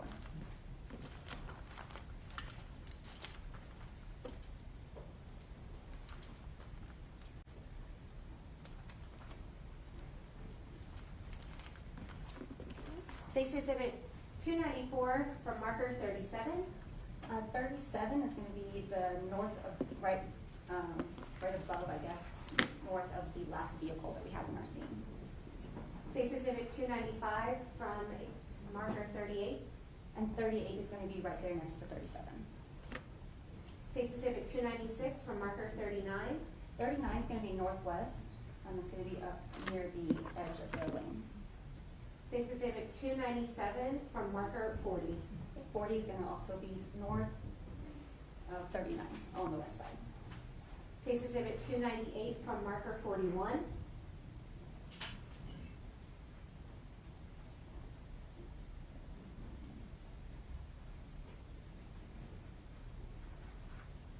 Oh, here we go, 41, here it goes. Thank you. We're going to be further south along the concrete barrier here. State's Exhibit 299 from marker 42. Okay, 42 is going to be back up north near marker 40. State's Exhibit 300 from marker 43. 43 is going to be north right next to 42. State's Exhibit 301 from marker 44. That's going to be north next to the 42 and 43. State's Exhibit 302 from marker 45. 45 will also be north near marker 44. State's Exhibit 303 from marker 46. 46 will be just east of marker 45. State's Exhibit 304 from marker 47. That's going to be just north of marker 45. State's Exhibit 305 from marker 48. 48 is going to be south. It's going to be near the very first vehicle that we documented. And can you tell us what that is? 48 is a bullet fragment. State's Exhibit 306 from marker 49. 49 is going to be closer down here near 48. And this one is a little bit different than what we've previously seen.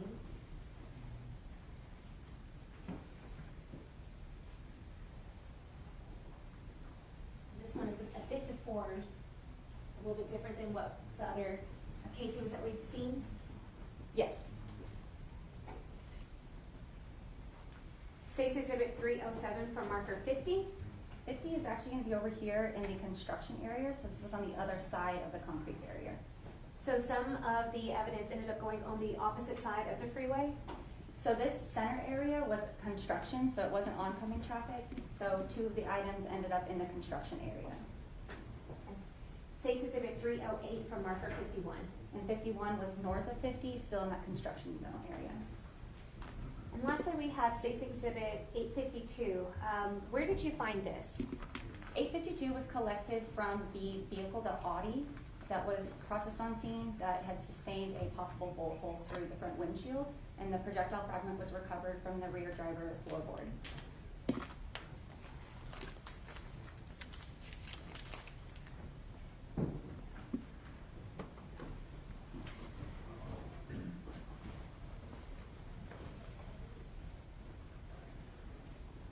Looking at State's Exhibit 174, what do we see here? That is a side view, the driver's side of the Honda that was located on scene. Do you know who the owner of this car was? We were advised that the complainant was located in the vehicle, but I did not confirm the owner of the registered vehicle. State's Exhibit 175, That is the front view of the complainant's vehicle. State's Exhibit 176, That is the passenger side of the complainant's vehicle, and 177. and that is the rear of the complainant's vehicle. State's Exhibit 178, This is documenting the doors position, so open or closed, 179, and then the same thing for the passenger side, and 180. and again for both sides. 182, That is the license plate, 183, and then the VIN. 184, This is documenting that the front driver tire was flat. and that's from 185 and 186 as well, Yes, and 187. yes. And on 187, what do you see on the rim of that tire? It looks like a possible bullet impact mark. 188, That's documenting the front driver door with possible bullet impact marks or bullet holes. 189, That is the inside of the front driver door. 190, That's just showing the overall inside of the front driver compartment. 191, That is showing the inside of the front passenger compartment. and 192. And then this is now documenting each of those impact marks or possible bullet holes. Did we see that in 193 as well? Yes, those are scales to identify the ones that were documented. As well as 194? Yes, 195, is this a closer view of one of those markers? yes it is. 196? That's a close-up of the marker B. 197? That is a close-up of the impact mark at C, 198? and that is a close-up of the impact mark at D, 199? and that is a close-up, looks like, of the possible hole at F.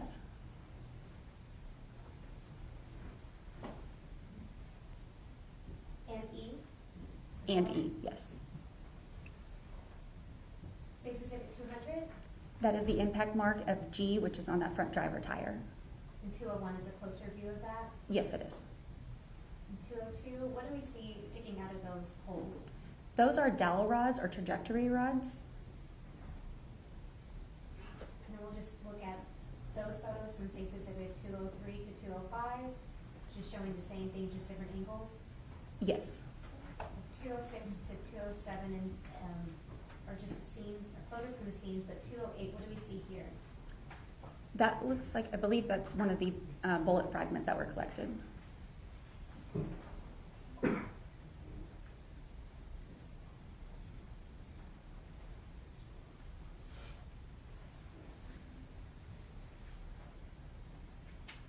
And then 213, is this on the other side of that construction that you were talking about earlier, where 50 and 51 were found? Yes, it is. So Exhibit 14 and 15 are just closer views of that. Yes, they are. And so Exhibit 218, that's marker 51. Yes. Stacy Exhibit 270, what do we see here? That is the rear of the Kroger semi-truck that was located on scene. And Stacy Exhibit 221 and 222, which are just other views of that truck. Yes, that is. And 223 and 224 are just views of that truck. And 225. Yes. And so at this point, what are you doing? During the Kroger truck, we knew it was leaking an unknown fluid from underneath, so we were trying to see if we could identify any type of damage to the vehicle, such as a bullet hole. We were unable to locate any type of hole through the grill or even a ricochet mark off the ground, so it was just documenting that there was no visible damage to it, but it was leaking the fluid. Stacy Exhibit 230, is this that Audi that you also processed? Yes, it is. 231, are you just doing that overall pictures that you talked about before? Yes.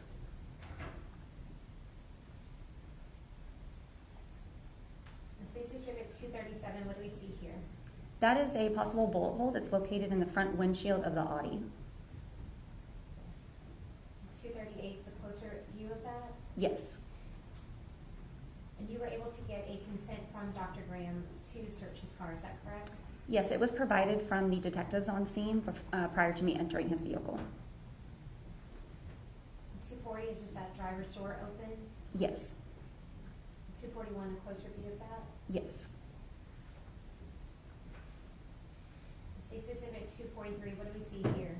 That is a possible bullet hole through the visor on the driver's side.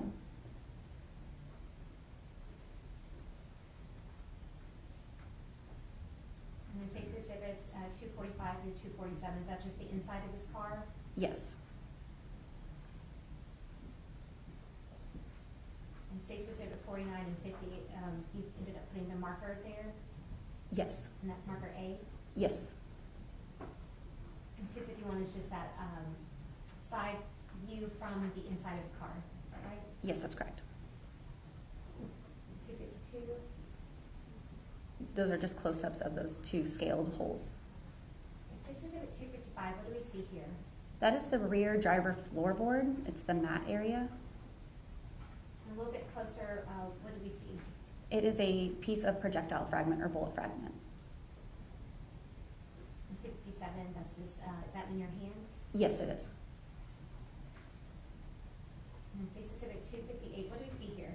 That is a photo placard that I took prior to photographing each of those vehicles. And again, we see that case number 201196-2020. Yes.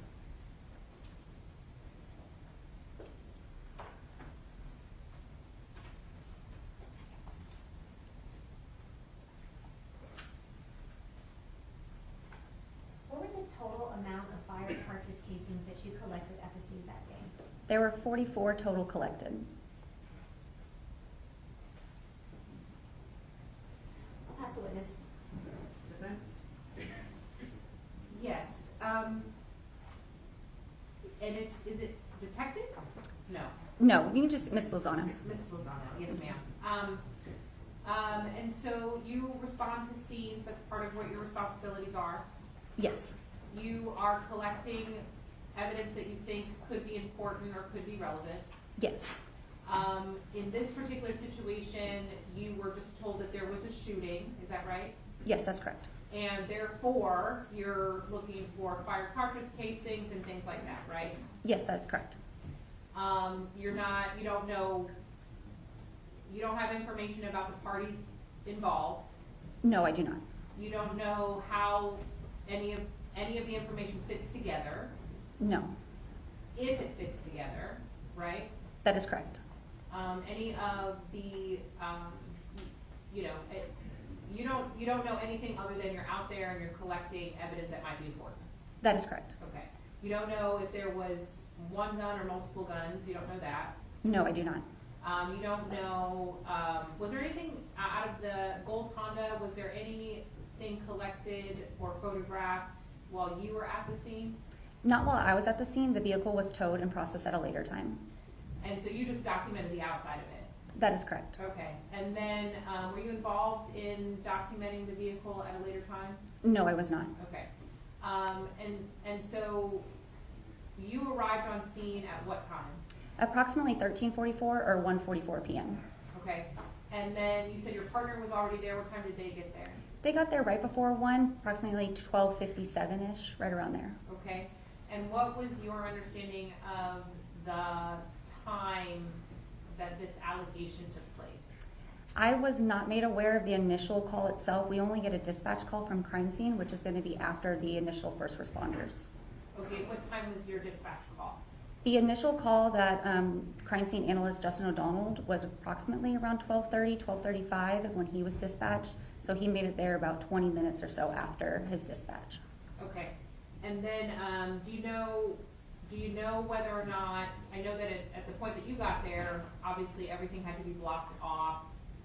The traffic couldn't go through the scene anymore. Is that right? That is correct. Prior to you or your partner arriving, were there still cars driving through the scene? I would not be able to attest to that. I'm not sure what happened before I got there. Okay. And then your partner was arrived before you did, so do you know whether or not your partner made sure that the scene was no longer being walked through or driven through?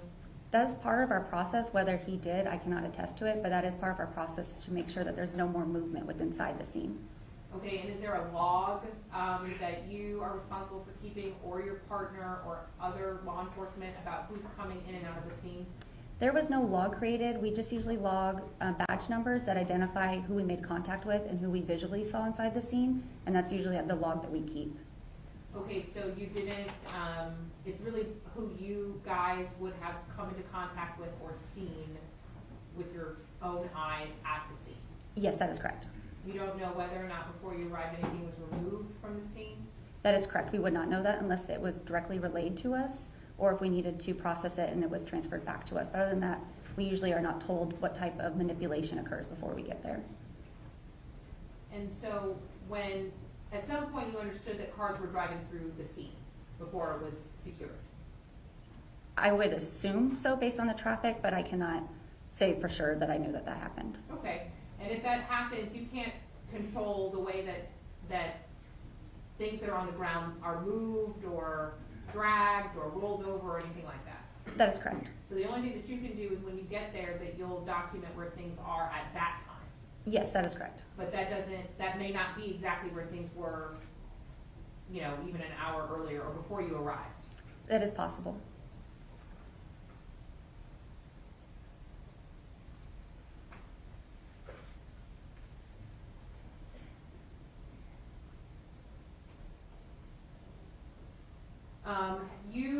And again, you're not given information about whatever law enforcement has identified as people potentially involved or cars potentially involved or anything like that? That's not part of your role?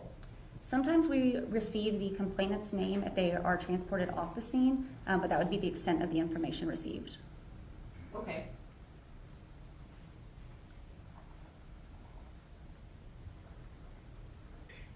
And there were, I think you took photographs of sort of fired cartridge casings that were on the other side of the freeway, is that right?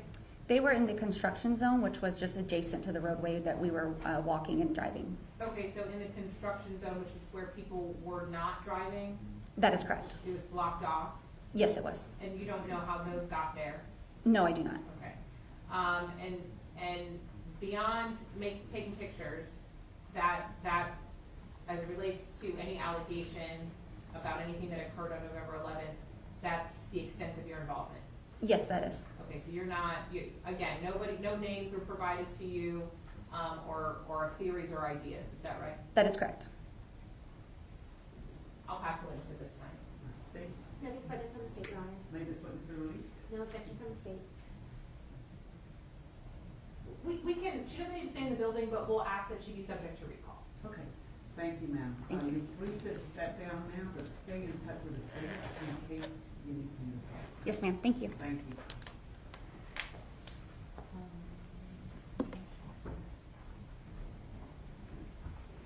Ladies and gentlemen, would y'all like to take that break now? Yes? Okay, let's do that. Let's come back at, I'm sorry, 2:30.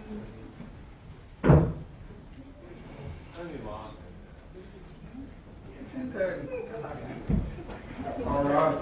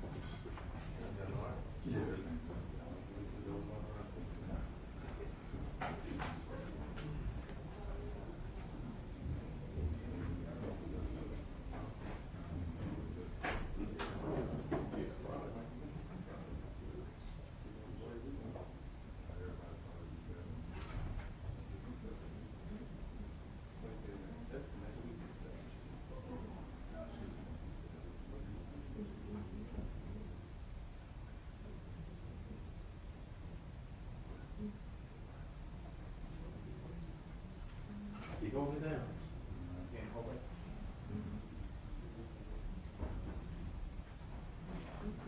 Thank you, sir.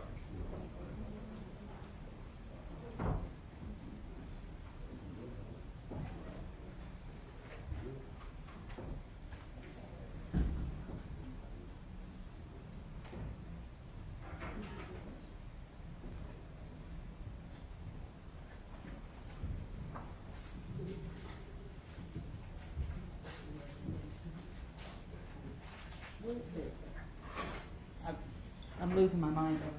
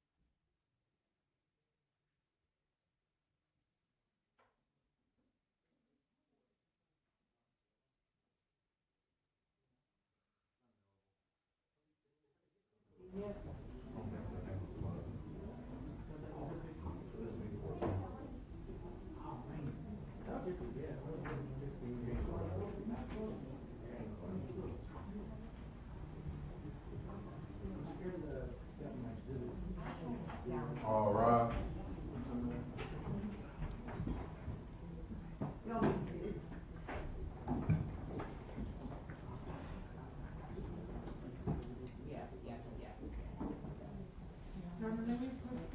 Yes.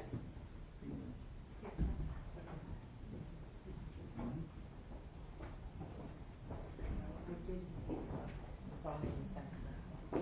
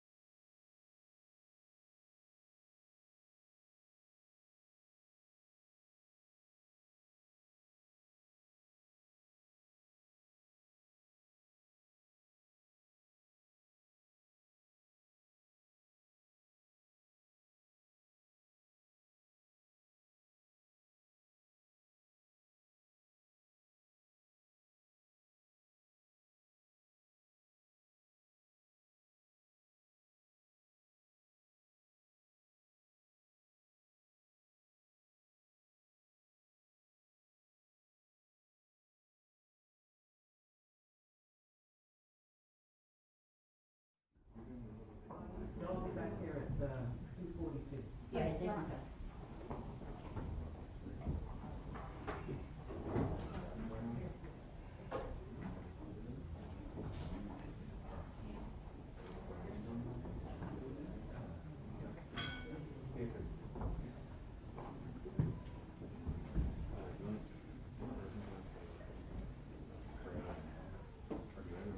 Get out train in there. You don't want to do that? That's fine, we'll have her look at it.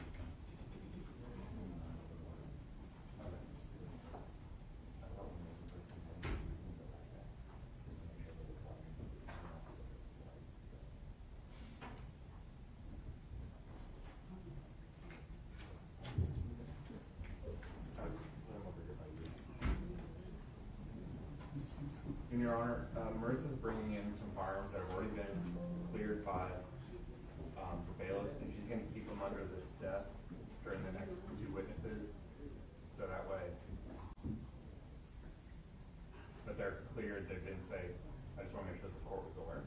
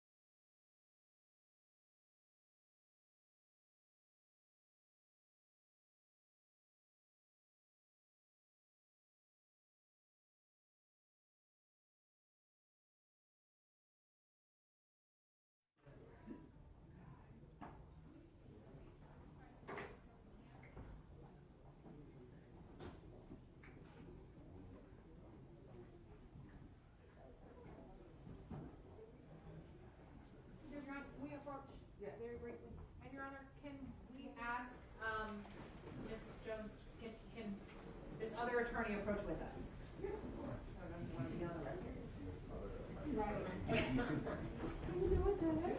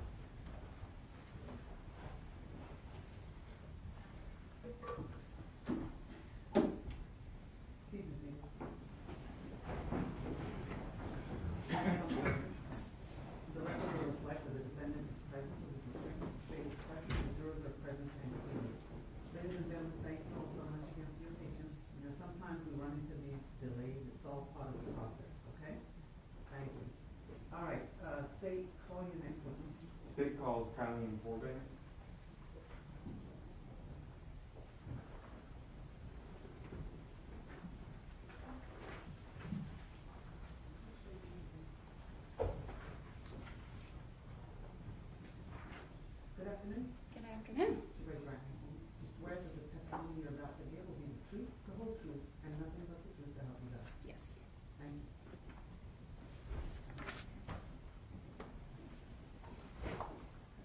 Can I proceed? You may. Thank you, Your Honor. Good afternoon. Good afternoon.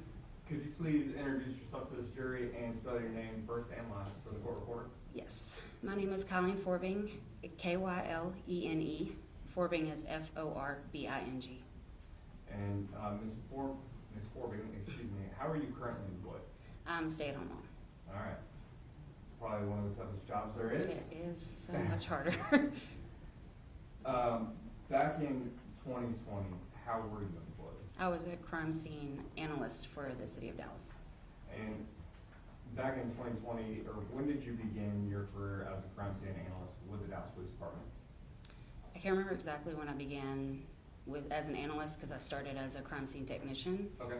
And I believe that was in 2016. Okay.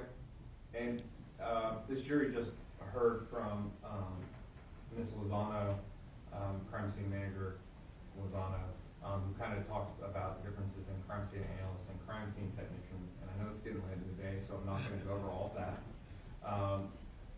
But in 2020, you were a crime scene analyst. Yes. And they've heard about the training and that goes into becoming an analyst.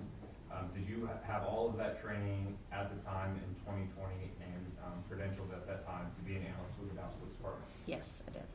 And if you know, how many scenes have you processed by 2020? Yeah, If you know. I have no idea. A lot? A lot, Okay. yes. And have you testified in court before? Yes, Last time was probably with me also, right? probably. I believe it was, yes. Yeah. Well, thank you for being back. As far as November 11th of 2020, did you process anything regarding a murder that took place on I-35? I did. I photographed a vehicle that had defects in it. Okay. Your Honor, may I approach? You may.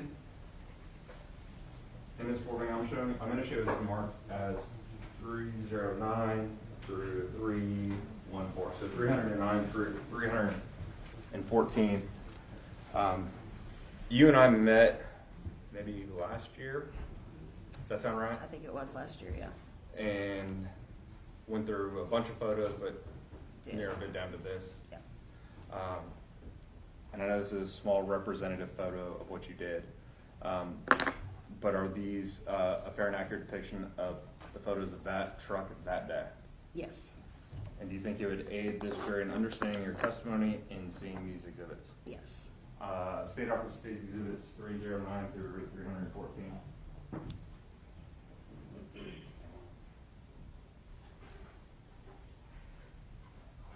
There's no objection.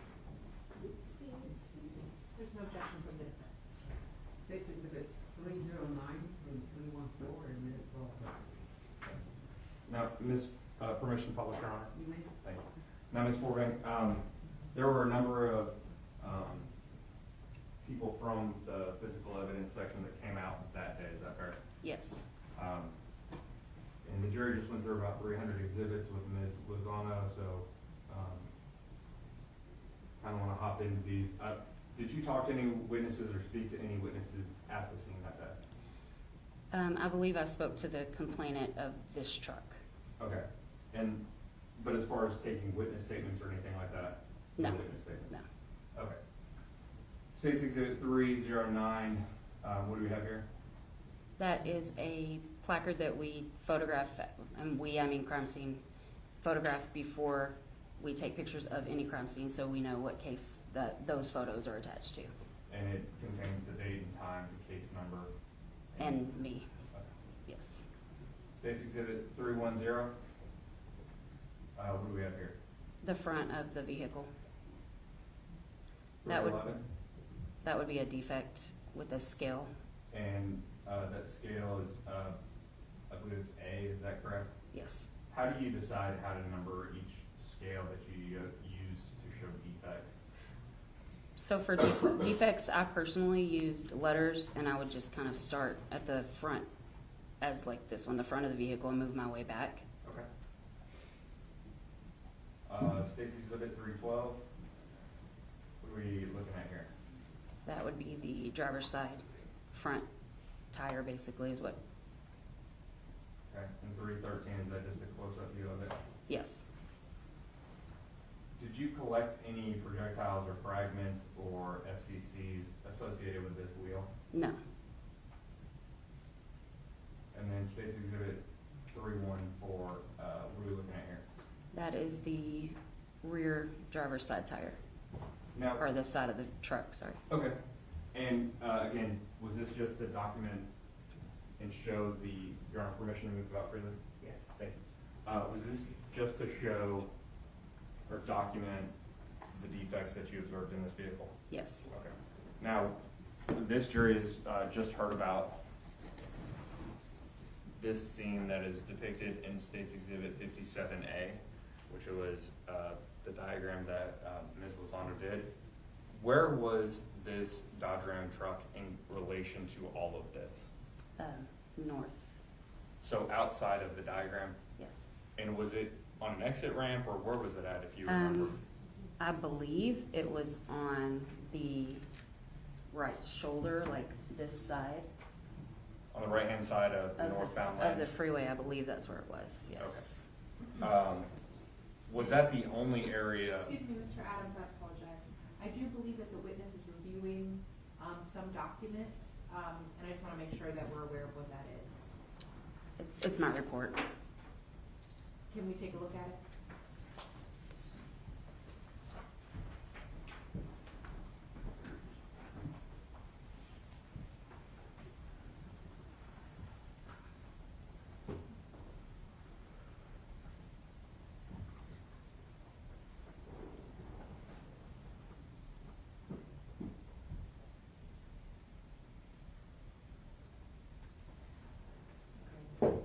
Thank you.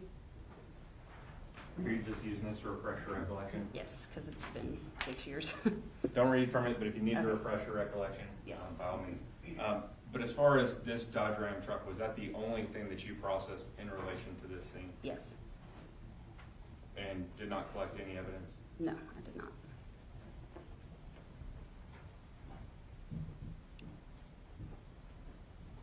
Did you have any other involvement in this investigation? I believe I helped locate evidence at the main scene, which was that, Okay. but we all kind of looked around to make sure everything was collected, so. Meaning the main scene that's in diagram Yeah. 57A, I mean, the entire span of the highway that's documented there? Yes.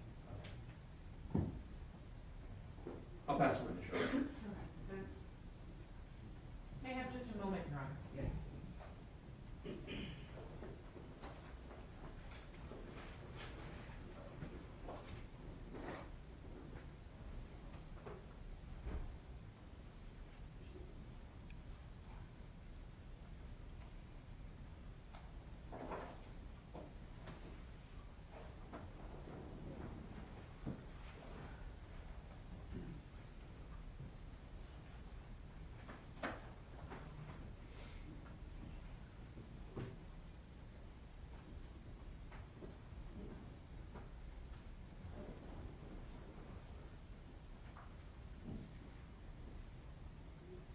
No questions, Your Honor.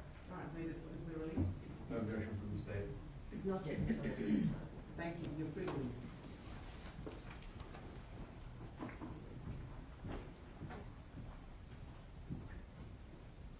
State, call your next witness. State would call Justin O'Donnell.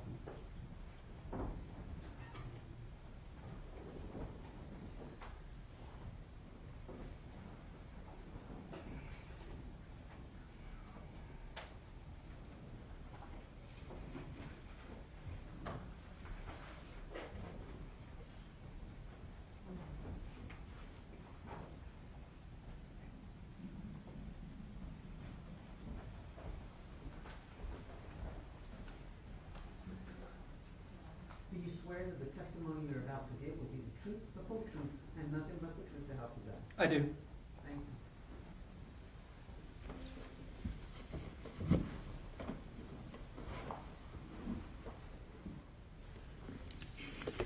May I proceed, Your Honor? You may.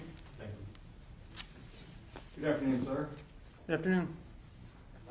Can you please state your name for the record and spell both your first and last name for the court reporter? My name is Justin O'Donnell, Justin, capital O, apostrophe, capital D, Onnell. And Mr. O'Donnell, how are you currently employed? I'm currently employed as a supervisor with the crime scene unit for the Dallas Police Department. And how long have you been employed with the Dallas Police Department? I've been employed with the Dallas Police Department 14 years.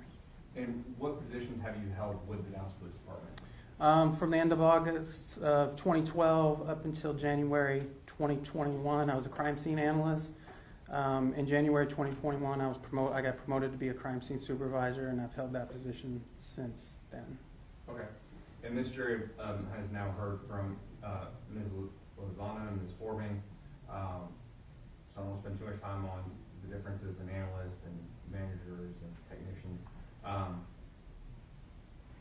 But have you worked crime scenes throughout that entire period that you've been employed with the Dallas Police Department? Yes, I have. And as a supervisor, what are kind of your duties and responsibilities as it relates directly to being a crime scene supervisor? As a supervisor, we're there for support for the people that work under us. I have people that respond to property crimes and people that respond to persons crimes.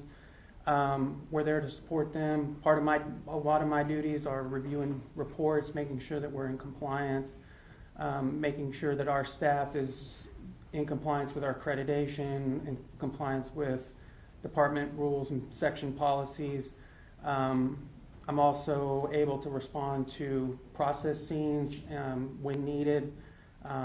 I respond again to process scenes when needed. I can be the full primary and have control over the whole scene, which means I'm doing all the photo documentation, the evidence collection. Other times, I respond and I may be helping do diagrams or taking measurements or just collecting it or helping collect evidence in general. And back in November 11th of 2020, were you on call that day? I actually was called early. There was a need for somebody to come in and kind of help Dave's shift to help answer some calls. And so typically you work night shifts? At that time I was working evenings, so I was working 2:30 p.m. to 10:30 p.m. And again, this jury has already heard from Ms. Lozano and Ms. Forbing, but you were also out there on I-35.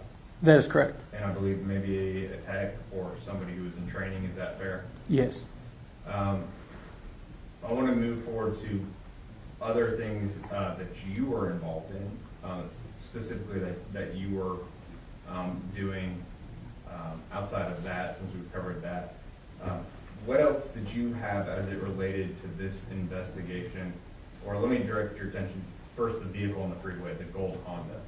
Were you asked to process that separately from the scene? Yes. Your Honor, may I approach? Yes, you may.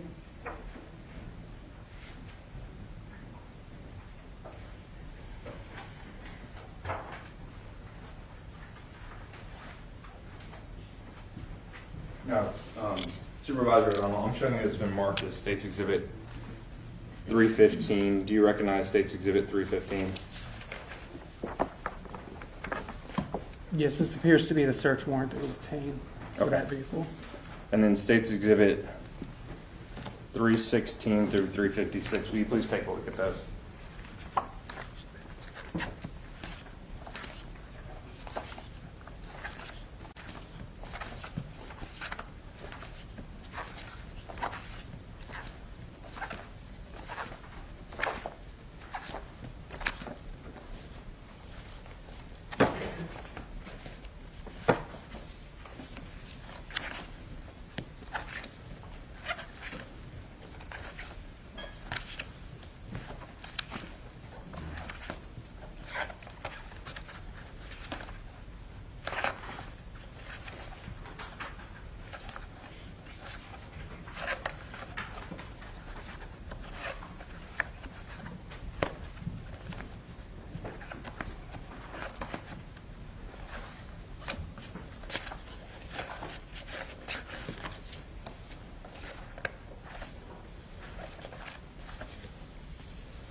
You recognize all those? Yes. And are those just a smaller portion of all of the photos that you took of processing that car? Yes. Do you think it would help aid this jury in understanding your testimony by reviewing these photos? Yes. State Order 315 for record purposes only, and 316 through 356 for all purposes, which are the photos of the gold Honda process.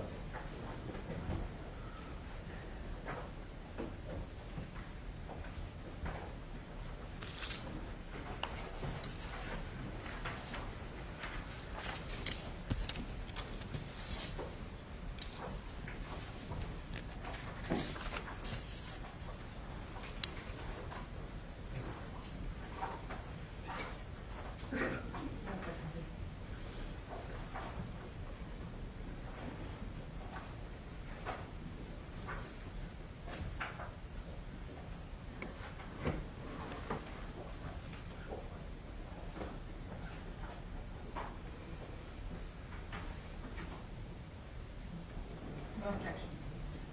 All right, State's Exhibit 315 is admitted for record purposes.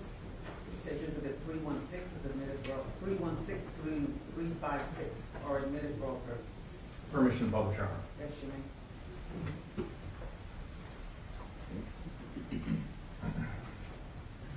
may. Now, Supervisor O'Donnell, what are we looking at here in State's Exhibit 316?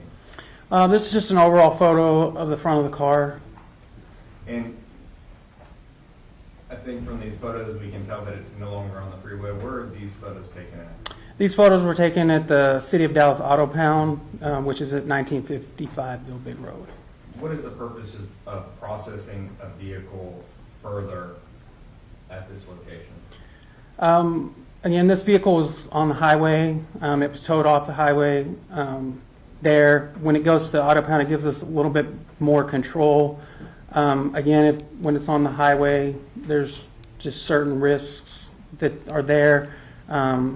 Once it gets there, the auto pound is a secure location and gives us ability to kind of fully process everything after we've processed it at the scene for what we need to. Now, when you arrived at the scene, was the scene already secured as far as the traffic? I mean, there was extensive traffic on the highway. Was the scene secure, meaning the whole highway? Was it completely shut down once you arrived? To the best of my recollection, yes. I remember that everything was, the northbound lanes were closed off. I don't remember traffic flowing. Now, even if it is closed off, is it still a better practice to inventory and search a vehicle or something here at the auto pound? Yes, again, it gives just us a more controlled environment. State's Exhibit 317, what do we see here? So this is the left side of the car, or the driver's side. Again, it's just an overall photograph, just depicting that the front left tire is flat, and then the stickers that were marking what were believed to be bullet holes in the door. And I believe the jury's, or not, I don't believe, I know, the jury's already heard photos as far as the exterior of the car. So I'm going to kind of move forward till we get to the interior of the car of your actual search here at Building. Okay. And Building is Bilbig.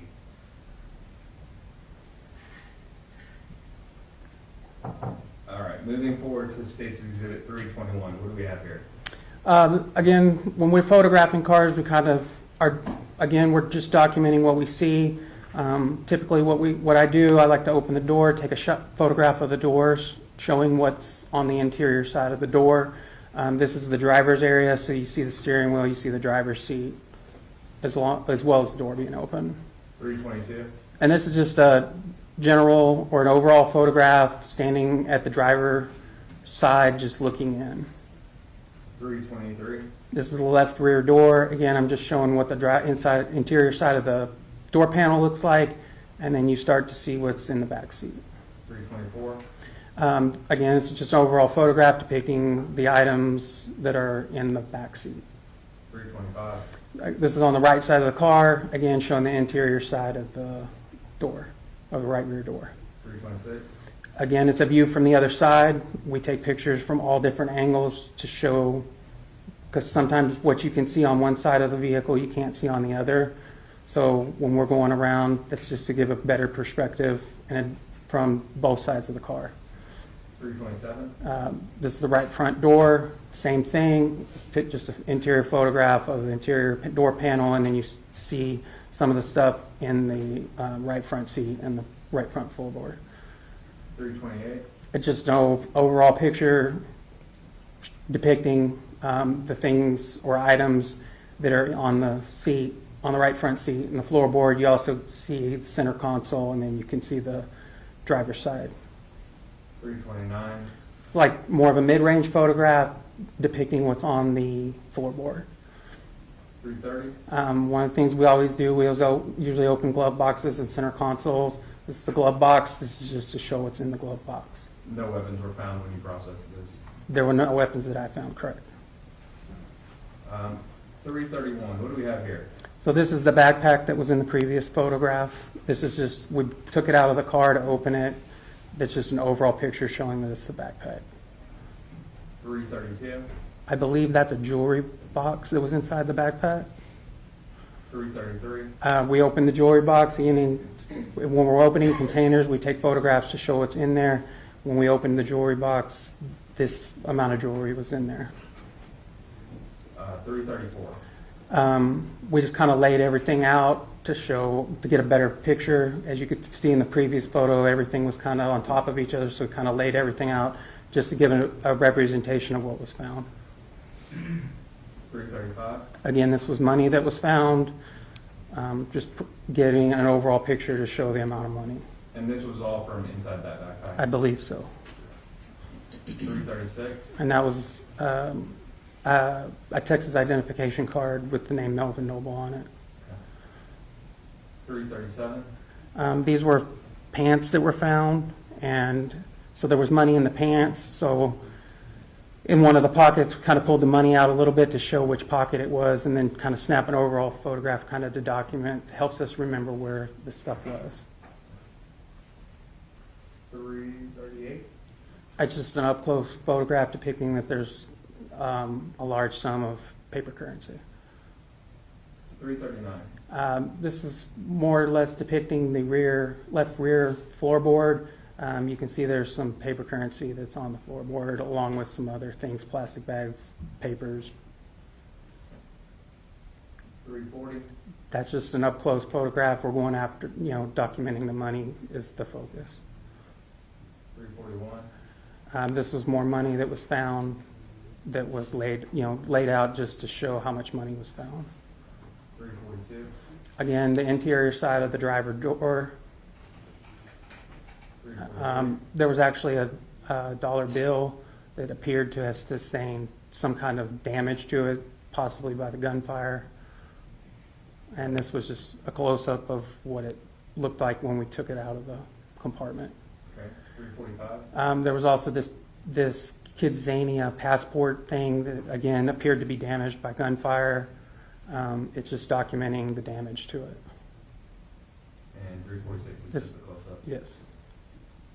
347. There was some $10 again in a pair of pants. This is the pocket that they were in.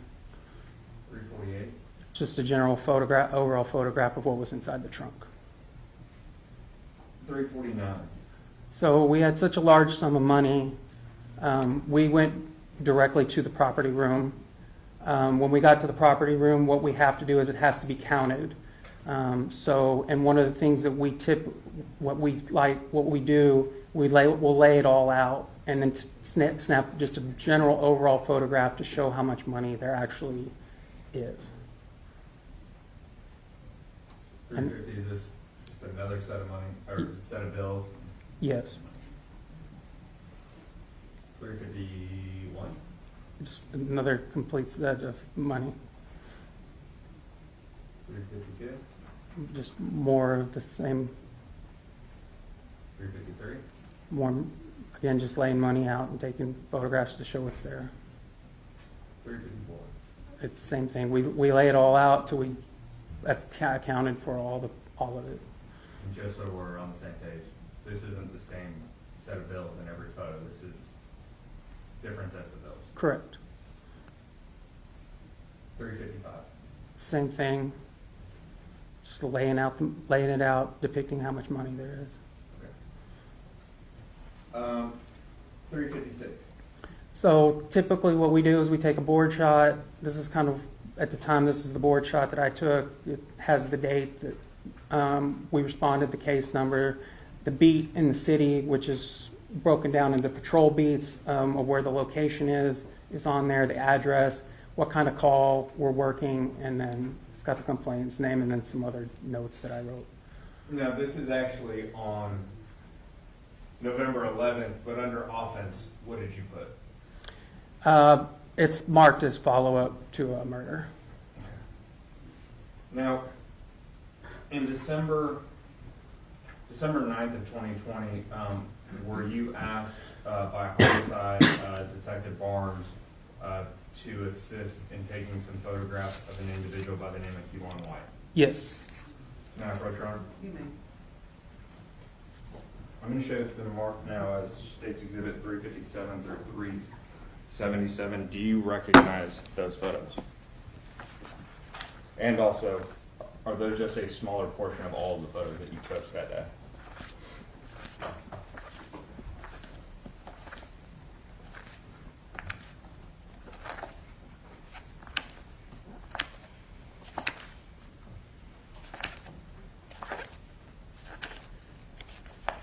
Yes, these are all photos I took.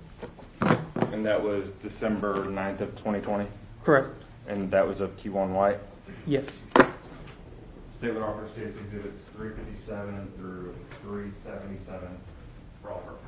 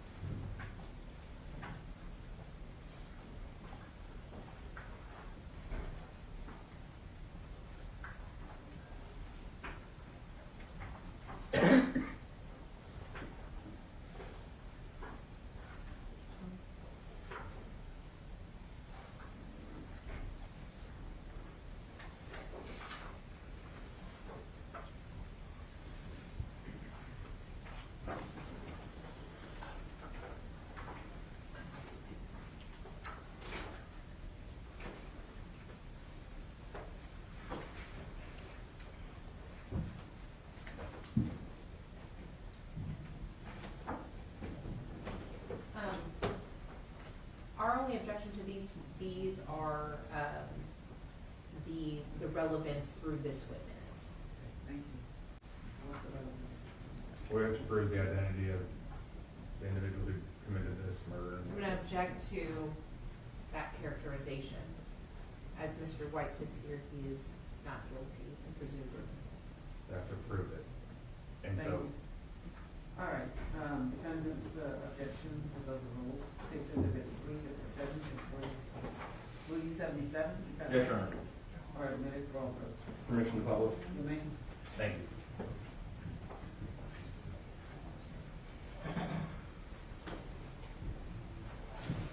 Now, where were these photos taken at? Those were taken in the homicide unit at DPD headquarters, and they're located on the 5th floor at 1400 Botham Jean Boulevard.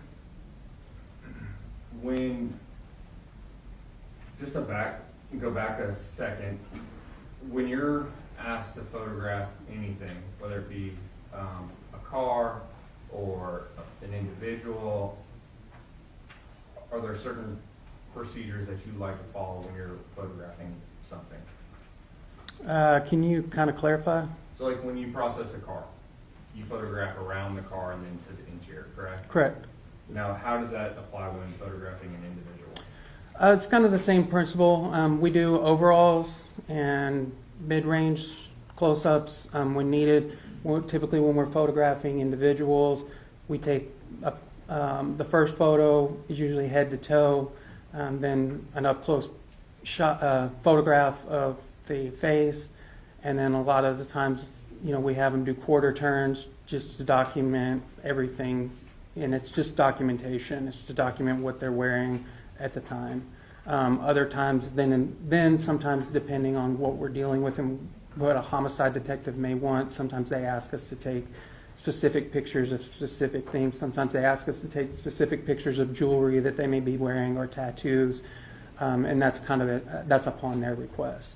Other times, if we're photographing people, we're there to document injuries if they have them as well. Okay. So State's Exhibit 357, what do we have here? So again, that's the board shot photograph. Again, it's where we are, what day, 12/9 of 2020.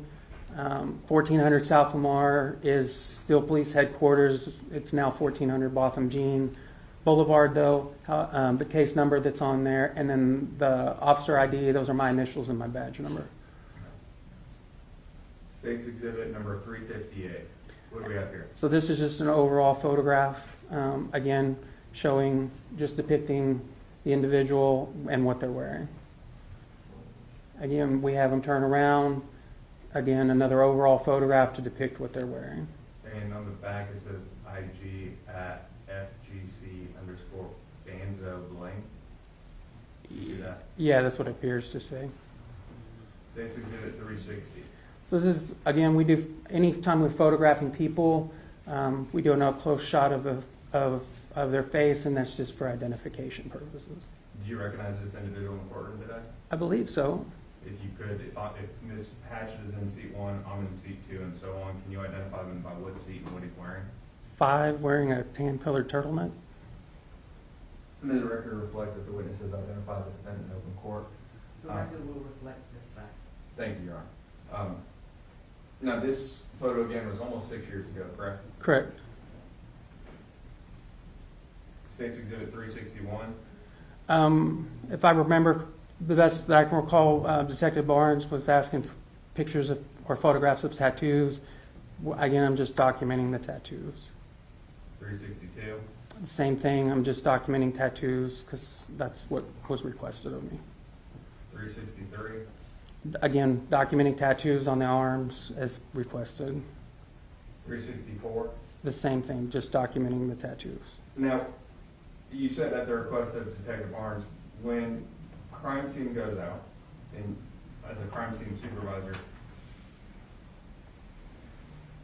do you process only things that you think are relevant, or do you also photograph and process things that are told you might be relevant? Yes, it's things that we see, and then again, we're working with detectives. Detectives often get information, and they have specific things that they have found out through their point in the investigation, and then that's when they ask us to document different things, such as, like I said, such as jewelry, tattoos, etc. 365.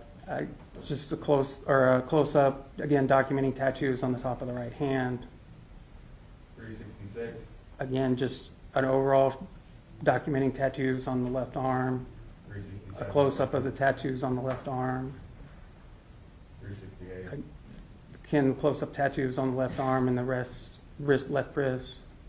369. This was, again, just a tattoo that was on the right arm. 370. Tattoos that are on the left forearm. 371. Tattoos that were on the upper body. 372. Just a close-up tattoo. Pictures of the tattoos on the upper chest, body, or upper body, and then you also see the piece of jewelry. 373. Just an up-close photograph of the piece of jewelry. 373. And up-close photographs of tattoos. 375. This was a photograph of a tattoo on the left leg.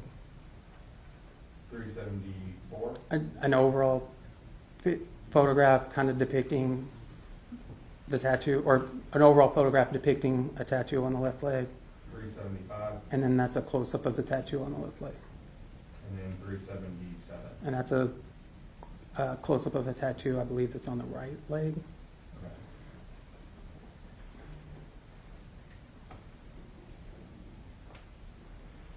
I'll pass it to Sharon. Yes. Sir, what, you said that when you were taking pictures of the vehicle, Mhm. that was at Bill Big, which is the Dallas Auto Pound, is that right? Correct. And the Dallas Auto Pound, is that like an open facility or is it a locked facility? That is a secure locked facility. Okay, meaning you have to have some kind of special authorization to get in? That is correct. And so when you're taking pictures, are you simultaneously looking for items? Yes and no. What we are doing first, again, when we do photo documentation, after we take photos, then we do start searching as we find things. Then we're trying to document things as we go. Okay, and you said that you look into the glove compartment, right? Is that right? Yes. You always open the glove compartment, is what you said? Yes, that's the intent. And then you always open the center console, is that right? Correct. And you're taking photographs of what's inside. Right. And then you're also like looking maybe on floorboards, is that right? Yes. You're looking underneath mats, maybe, is that correct? Correct. In this case, did you do any of that? We searched the car. And I'm going to pause you just for a moment and say, what I heard you say is we searched the car. Who are the people that searched the car? So when I went out there, I had a trainee with me, which was Ashley Williams. So I was training her at the time. We met 2 homicide detectives out there. And who were the 2 homicide detectives that you met out there? I believe it was Chris Anderson and Detective Anderson and Detective Valdez were there. And when we get there, they notify us of what they're looking for, and we are searching, looking for things that they have interest in or that they've gotten information on. Okay, and so the 4 of you searched that vehicle, is that what you're testifying to? I believe so, to the best of my recollection, yes. Okay, and during the course of that search with the 4 people, the 2 homicide people and the 2 physical evidence section people, you did not locate a firearm? That is correct. Okay. And then you also found a lot of clothing, is that right? Yes, And it was kind of strewn all about the car and into the trunk, is that right? I believe so, yes, that's Did it fair. appear to you that that was the first time that whoever stuff that was that, did it look like they had just placed it in the car like that day? I can't tell you if that's how it was that day. I can only tell you that's how it was when I observed it. Did it appear to be male items? I believe there was mail in there. I'm sorry. Male, like a man's Oh. items. Yes, I believe the clothing was, I don't have it in front of me, but I remember seeing male clothing in there. Okay, I mean, you took pictures of male clothing. It's not a trick question. Okay. Right. Okay, so you also collected a large sum of money, is that right? Yes, Okay, and you have to take it, because it's money, you have to take it immediately to your property room, is that correct? yes, You also appear to have collected a jewelry box of jewelry, is that right? yes, Would that be characterized as like something of value that would need to go to the property room right away to be photographed? yes, that went to the property room that night too. Okay, and did you laid out all of the money to take pictures of it, and you laid out all of the jewelry to take pictures, correct? Yes. Approximately, what was the value? Because I know you have to, just in case, right, for everybody's protection. Right. You do your best to kind of value the items that come to the property room, is that right? We don't put values on them. The only thing that would have value is the amount of money that's counted. I can't put a value on what the jewelry is worth. Do you know what kind or brands the jewelry was? No, I don't, because I'm not an expert in jewelry. Did you take pictures of it that would have shown if there was a brand written on there? I don't remember taking pictures of specific brands, no. Okay, so you don't remember whether or not the watch was a Cartier watch or anything like that? No, I don't. Okay, and so then you took photographs of all of the money. Right. And how much money ultimately were you able to determine was there? So we counted a total of $17,960. Okay, and so that was in cash? Correct. And that cash was from the pockets of the pants, is that correct? Yes. That was from the inside of the backpack, is that correct? Yes. And that was, I guess, some of the loose money that was kind of just strewn about the car. Yes. Okay. And so is that a large amount of cash, a small amount of cash? Relatively speaking, that's a large amount of cash, yes. Okay. Do you know, and so you just, I guess, collected and put it away? It's collected and then it was taken to the property room. Again, when we get to the property room, it's counted, and then it's inventoried, we fill out the property tag, and then it's deposited there. Okay, I mean, I'm sorry, I was ahead in my mind. I was talking about once you got to the property room where you were photographing it. Okay, and so ultimately, once you have completed all of your photographs, you've searched the car, you haven't found anything, you take pictures of everything, your role as it related to this vehicle was over? Yes. Did you have an occasion to ever come back into contact with this vehicle? After processing it, I do not believe I had any contact with that vehicle or responded back out there to process that vehicle. Do you have any information about who owned the vehicle? I know that when we got there, a search warrant was obtained, so I can't tell you who the car was registered to, no. Did you review the search warrant? Yes, I did. Okay, but you just don't remember off the top of your head is what you're saying? Well, I don't know who the car was registered to. They wrote a search warrant to search the car.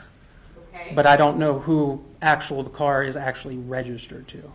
Is there a responsibility within the police department to identify who a car belongs to so that you can then either get consent to search or present to a judge, this is the person that owns this car, we want to search it? Crime scene unit does not do that. That is a function of the detectives. Okay, so that would be the responsibility of the detective to make a determination on who the owner of the car is, right? Yes. And you just go and take pictures? Yes, we're there to assist them. We're there to document and potentially collect evidence. Okay. And then ultimately, sometime after you take pictures of this car, you then respond to police headquarters, is that right? Yes. You take additional pictures, is that right? Yes. At this point, your role is just to respond and document, is that correct? Correct. It is not your job to have an opinion about what is happening, is that correct? That is correct. In fact, you're dictated to in terms of these are the pictures we want, this is what we're looking for, and then you follow those orders. Fair enough. Is that right? Fair enough, yes. And so as it relates to taking pictures of the car and taking pictures at police headquarters, you just responded, as is your job, and took pictures. Yes.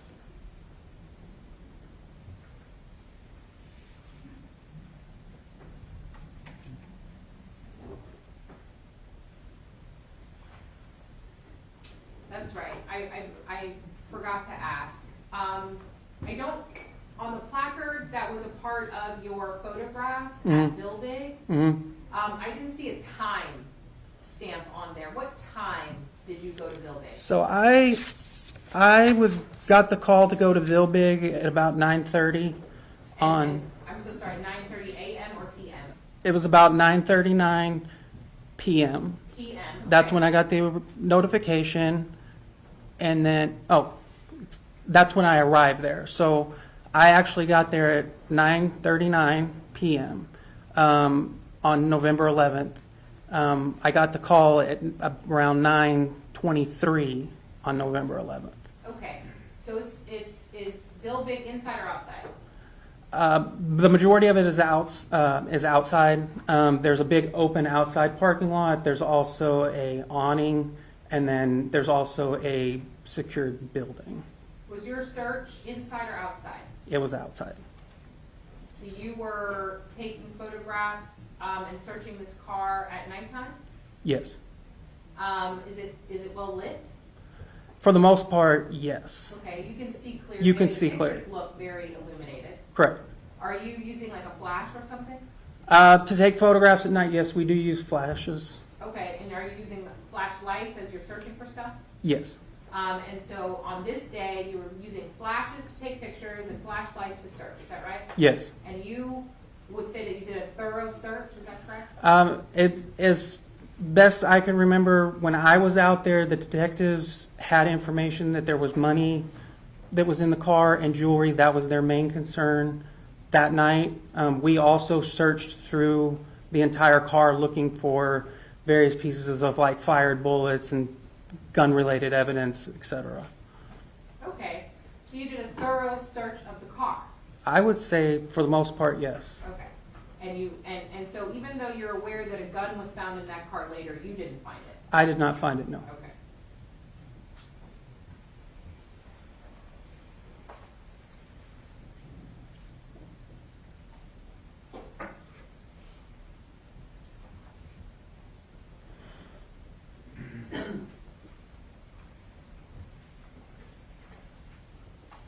Okay, and just to make sure that your testimony is clear, you're saying that you found $17,500.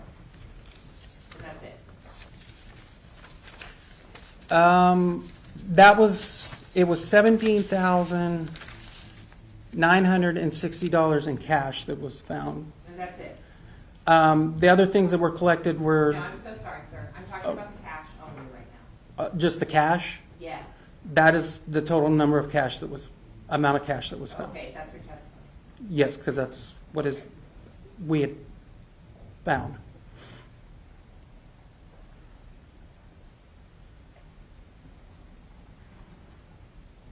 I'll pass the witness at this time.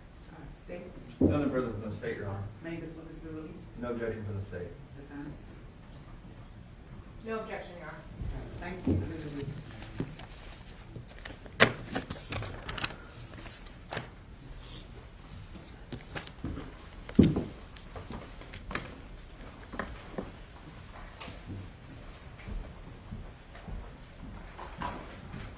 State, call your next witness. St. Paul's Seth Rosenberg.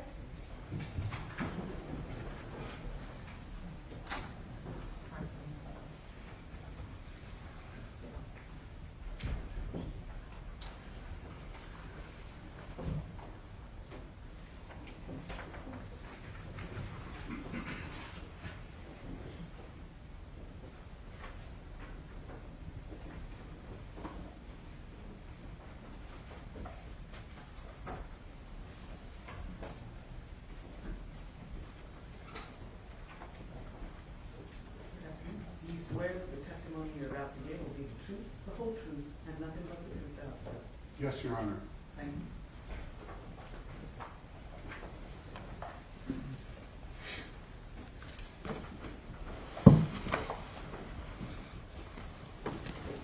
Thank you, Your Honor. Can you please state and spell your name for the record? Seth Rosenberg, Sethrosenberg. I see you're wearing a Dallas Police uniform. You work for Dallas Police? Yes, ma'am. How long have you worked with them? 25 years now. And what is your current title? Right now, I'm a crime scene detective. Now, we've heard that there can also be civilian people that work in crime scenes. Is that correct? Yes, ma'am. You are a certified police officer with the Dallas Police Department. Yes, ma'am. And can you tell the jury about your certifications to be a police officer? I was in the police academy for 9 months. Then you are in training for 24 weeks. Then you're on Little T for 2 months, which means you're riding with a senior officer after your training. And then you're in 4 months after that, you're off probation to where you're on your own. I was working patrol. I was a trainer myself for 4 years. I got into crime scene 15 years ago. And with crime scene, had training for a month, had additional training for 10 weeks with an FTO myself, and then you start answering calls after that when you're on your own. You said you've been with crime scene for 15 years? Yes, ma'am.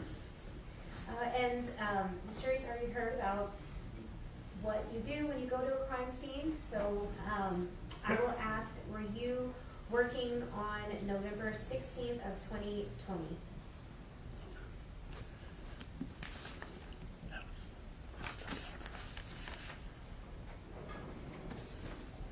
Yes. And were you asked to go to 1955 Bellevue Road? Yes, ma'am. Okay, and can you tell the jury what that location is? That is the Dallas City Pound where all the vehicles get towed to. And were you asked to take photos that day? Yes, ma'am. You want to approach? Yes, you may.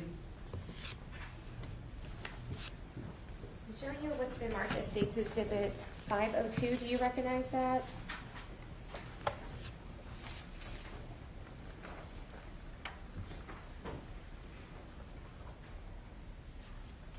Yes, ma'am. And what is that? That's a search warrant. Okay. And you were asked to take photos of a gold Honda, is that correct? Yes, ma'am. Okay, and I'm showing you what's been marked as State's Exhibits 378 through 388. And these are photographs that you took, is that correct?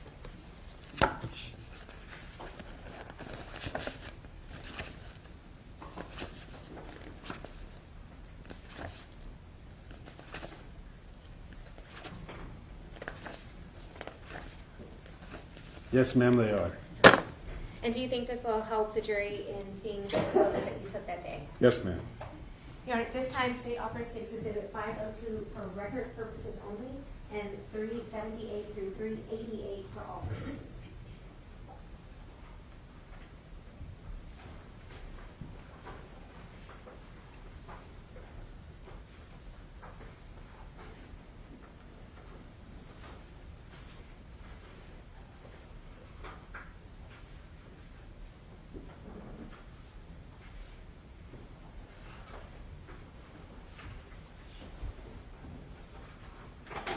No objection to the photographs, and then, at this time, no Would you objection. stand up while you were addressing? Oh, I apologize, Your Honor. No objection to the photographs at this time, and no objection to the 502 for record purposes at this time. Thank you. State's Exhibit 502 is admitted for record purposes. State's Exhibits 378 through 388 are admitted for all purposes. Detective Rosenberg, what was the point of you taking photos of the car that day? The detectives wanted me to try to find some fired bullets or fired bullet fragments in the car door. Were you able to find any that day? No, ma'am.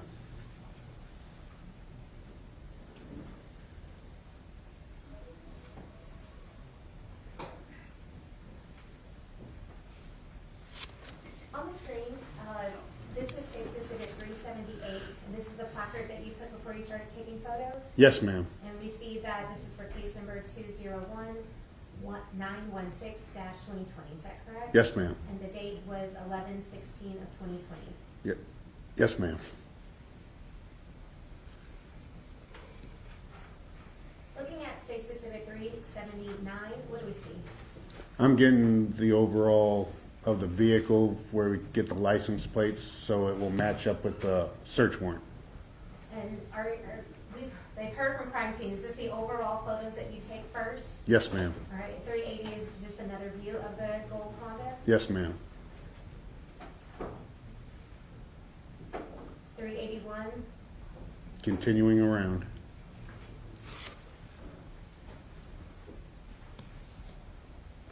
382, And finished. 383. What do we see here? These are the fired bullets that entered the vehicle's door at this time. 384, what do we see? That is the inside of that door that had the fired bullets in it. 385, I took photos of just the driver's seat and the center console. and that's how it was when you opened the car door that day, is that correct? Yes, ma'am. 386, I took the door panel off the door of the driver's door, what was the purpose for that? trying to get inside the door to find fired bullets that may have still been left inside. 387, what do we see? That is the panel to the driver door that I took off. 388, That is me taking the lining on the inside of that door, moved it to look inside that door to try to find a fired bullet or fired bullet fragments.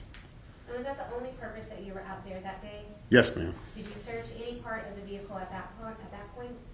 No, ma'am. Ask the witness. Yes, ma'am. So there were no bullet fragments or fired bullets inside of the door frame, is that correct? Correct. There were none inside of the vehicle, like seat? Correct. There were no defects on the side of the seat?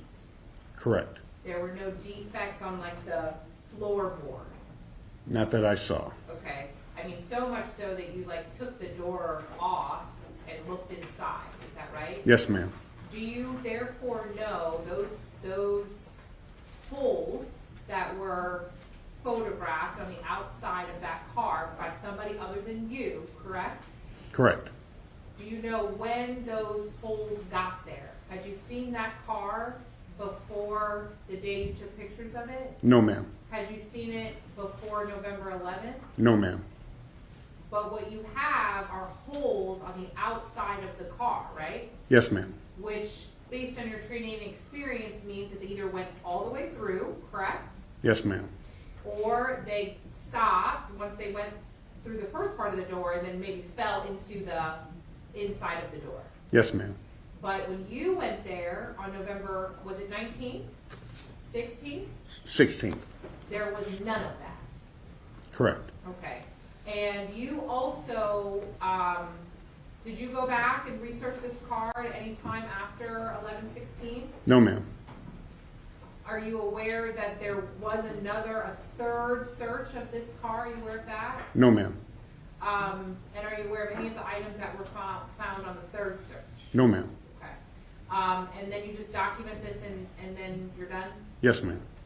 The items and stuff that were on the driver's side seat, how did those get there? I do not know. Okay, are you aware that they weren't there during the first photographs? I have no clue. Does somebody utilize or go inside of the vehicle when it's at Bilbig? Usually an officer will do an inventory search of a vehicle before it goes to the pound. Sometimes we tell them not to. I do not know what happened from the scene to here. Okay. Are you aware that there were pictures taken at Bilbig when the car first arrived there on November 11th? No, ma'am. Okay. And so you don't, all the debris and stuff that's on the seat, on the driver's side, you don't know how that got there? No, ma'am.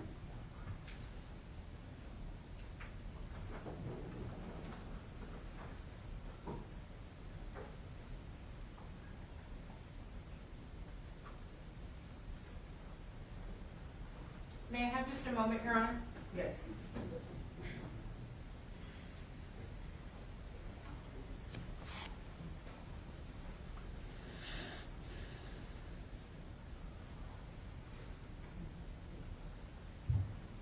Do you know, who assigned you to go do the second search?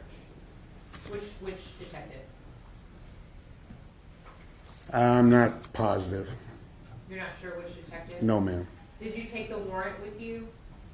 No, ma'am. Was there a second warrant that was obtained? I have no idea. Who did you meet out there when you went? Nobody. Okay. So you just,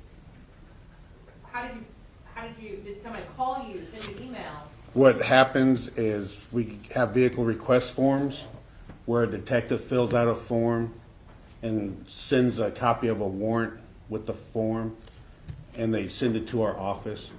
So who's ever assigned that day for the pound, we take all the vehicles that we process and go to the pound and process the vehicles that day. Okay, so you take the warrant and you take the request form? Yes, ma'am. Okay, on this day, you took the warrant and the request form? Yes, ma'am. You just don't know if it was a new warrant, is what you're saying? That's the only time I've seen a warrant, ma'am. Okay, and then you don't remember who had filled out the request form? No, ma'am. Okay. And so you're the second searcher. Were you aware that it was searched a third time? No, ma'am. And you don't know what was recovered on the third search? No, ma'am. I'll pass the witness. State? Yes, Your Honor. Detective Rosenberg,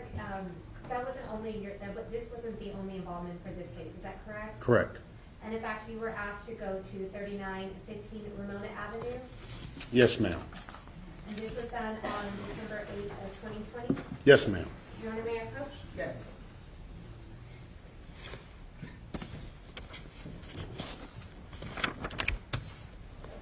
showing you what's been marked as State's Exhibit 501. Do you recognize this?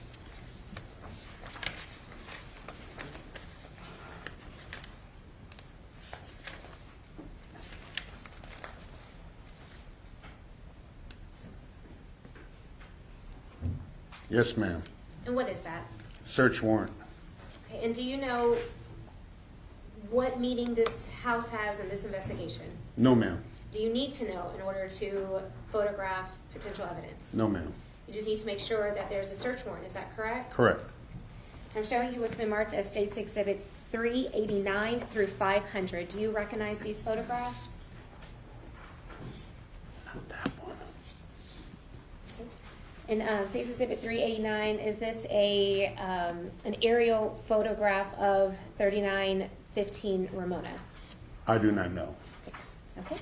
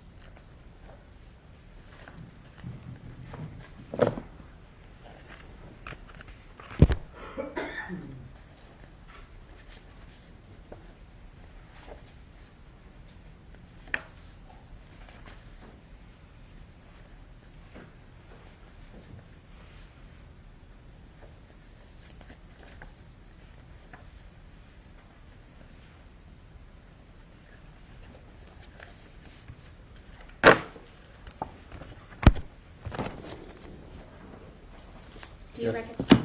Yes, I recognize these photos.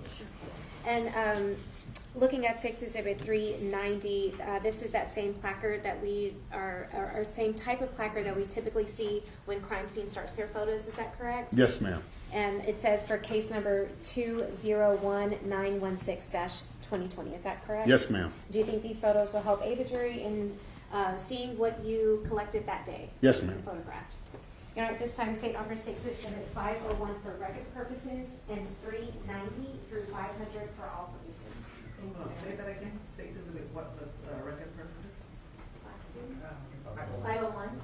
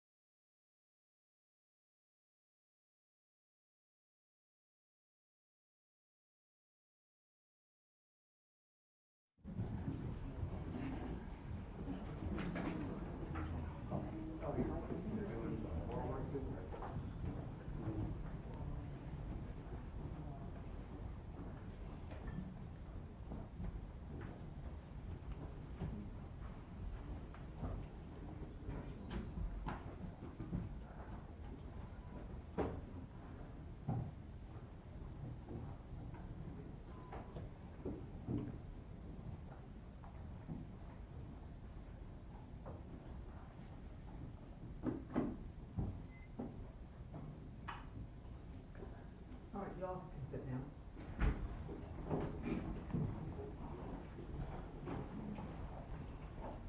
We're back on the record. We're outside the presence of the jury, and both sides are present. So the defense has an objection to a particular exhibit. Yes, so first, the defense filed a motion to suppress the search warrants as it relates to the digital evidence that was collected out of Ramona. We raised certain issues as it relates to attempting to request the court to keep that evidence out because there was no effort to identify who they belonged to and all of the things.